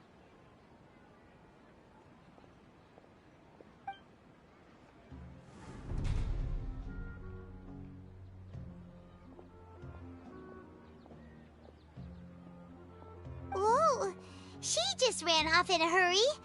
She looked pretty upset, too. Well done. Setaria didn't seem to suspect anything amiss. To have something she's been trying desperately to avoid show up out of nowhere and berate her, that must have shaken her to the core. Aw, Nahida, it seems like you understand human emotions really well after all. All I know are some abstract Haravatot theories. And in any case, my time with you has shown a lot of them to be utterly useless. I'm still trying to make sense of everything. Anyway, enough of that. Let's hurry and catch up to Setaria. He's at Akeem's now, right on cue. Let's get ready to possess him right away!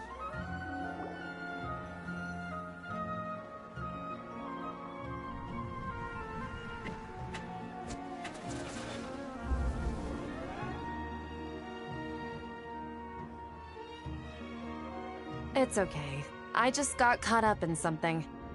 Oh, actually, didn't you ask me to help you look for work? What kind of work were you looking for again? Oh, right. Your old man's craft. How could I forget?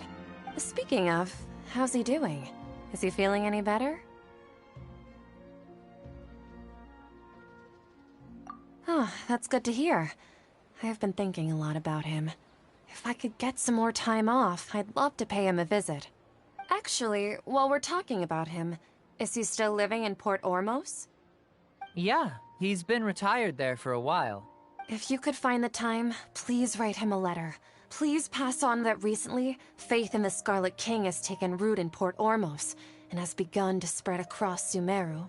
He has a quick temper and has always been a devout follower of the Dendro Archon.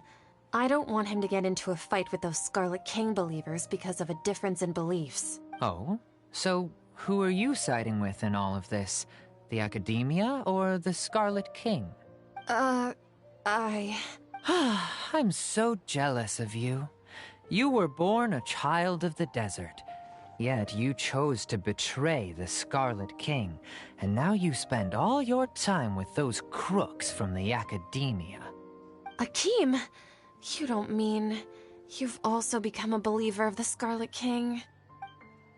What's so strange about becoming a believer of the wise Scarlet King? In fact, aren't you the strange one? The one who still can't pick a side? Can't pick a side? Me? Whoa! Paimon had no idea you'd be so good at this! You really zeroed in on the issue and put it right in front of her.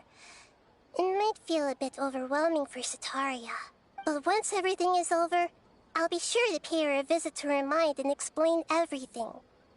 Anyway, let's keep going.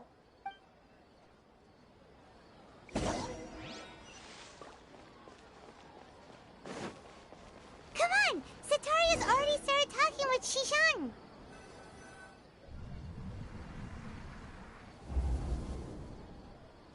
So, Shishan, have you noticed anything weird in the city lately? Like, as if someone was trying to preach to you about something? Oh, right. Speaking of strange things, I celebrated the Sub-Zerus festival so many times that I lost count. That was really weird. Wait, how could you be aware of that? That should be impossible. Nothing in the report indicated anything like that.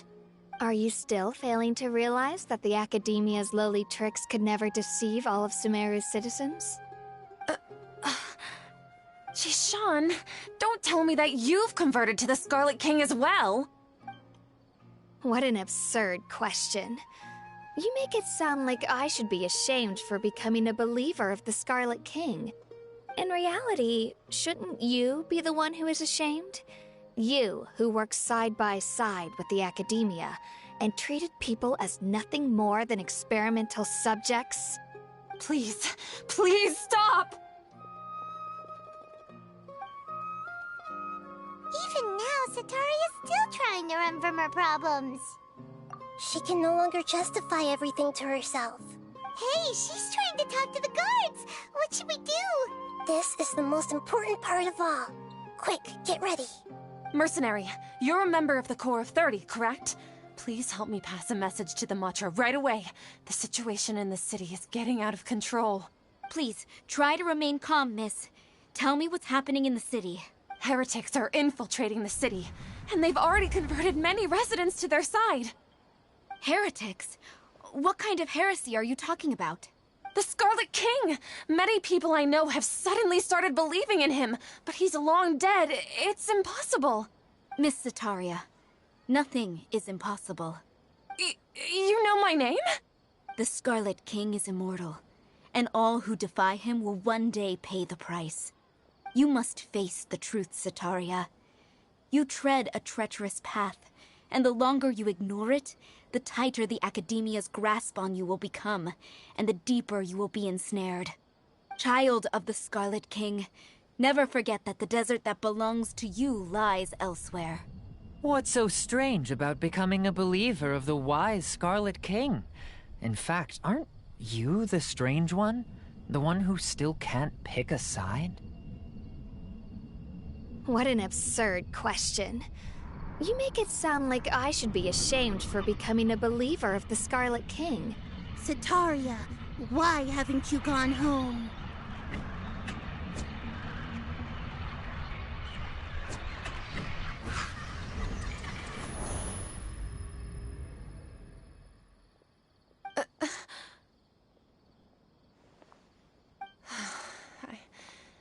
seems that no matter where I run, I only keep finding more believers of the Scarlet King. I have to say, this is a familiar feeling. I've also been running from my guilt this whole time. Guilt over my part in the Sage's plans, and from ignoring the letters from the children of my homeland. But no matter how much I may try to ignore or get rid of it, my guilt always comes back. You won't necessarily lose your research opportunities by facing the truth. Besides, did you really want to conduct your research while carrying such heavy feelings of guilt? How do you know me so well? Are you truly just a believer of the Scarlet King? Or are you the god himself? That's not important. The important thing is to pass judgment on the academia and its sages, and to correct their mistakes. If you could provide some assistance in this matter, perhaps it could serve as a form of atonement. I've actually never believed in the gods, but I've always believed in serendipity. Your appearance must be a fated opportunity for me to get out of this wretched situation. Please tell me, what can I do for you? How much do you know about the Sage's current activities? I was just one of the designers for the massed dream harvest scheme, which is what happened around the Sub-Zeru's festival. But I know very little about the full scope of the overall project. Staff with the highest clearance would have access to those confidential documents. I've just been working to meet the Grand Sage's specified requirements. However, there's something that's been really bothering me. I heard that a scholar who was previously expelled has returned to the city, and even the sages are still quite wary of him. To fight against the academia, we will need to figure out the nature and the purpose of their work. Is there a way for us to get access to the confidential documents you mentioned? It should be possible if we're willing to take some risks. After all, I'm an assistant to the Grand Sage, and I've been working on many tasks outside of the project. One thing, though, I won't be able to transfer the documents to you through the Akasha once I get my hands on them. The sages have always closely monitored all activities within the Akasha. Let me see... let's use the most primitive method. Send someone to pick up the documents tomorrow evening at the Academia entrance. The Academia entrance?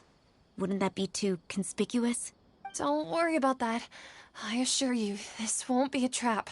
I'm only suggesting this location because it'll draw more scrutiny for me to leave the Academia again.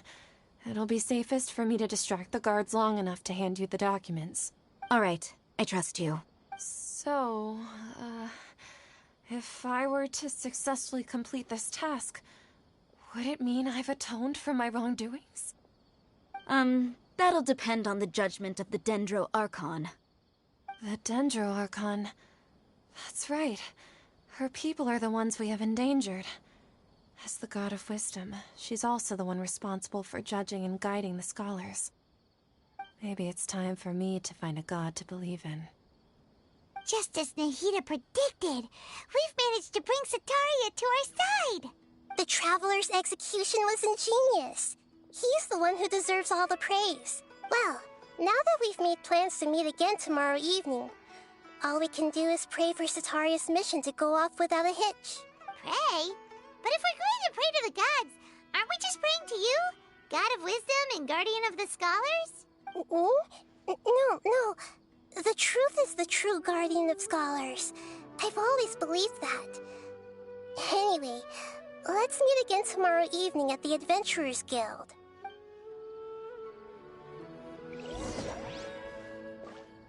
The truth is the guardian of scholars. What a line, man. Well, that seems like a good stopping point. All the people I need for this mission are in other stuff. I got one of my constellations, so I'm very happy with today's progress. It's going to be a nightmare editing this after it's uploaded, and then it's going to be like a whole 2 days before it actually makes that it's real. But all that aside, thank you for whoever watched this, however long it took to get through it for you, or even, you know, if you didn't watch it to the end, just thanks for popping in, or watching a little bit of anything. Everything helps. You know, like, comment, share, subscribe, the charity, hit the bell, you know, all that good stuff. The charity will be down below with my DeviantArt as always. Stay stay safe, stay you, stay warm. Later.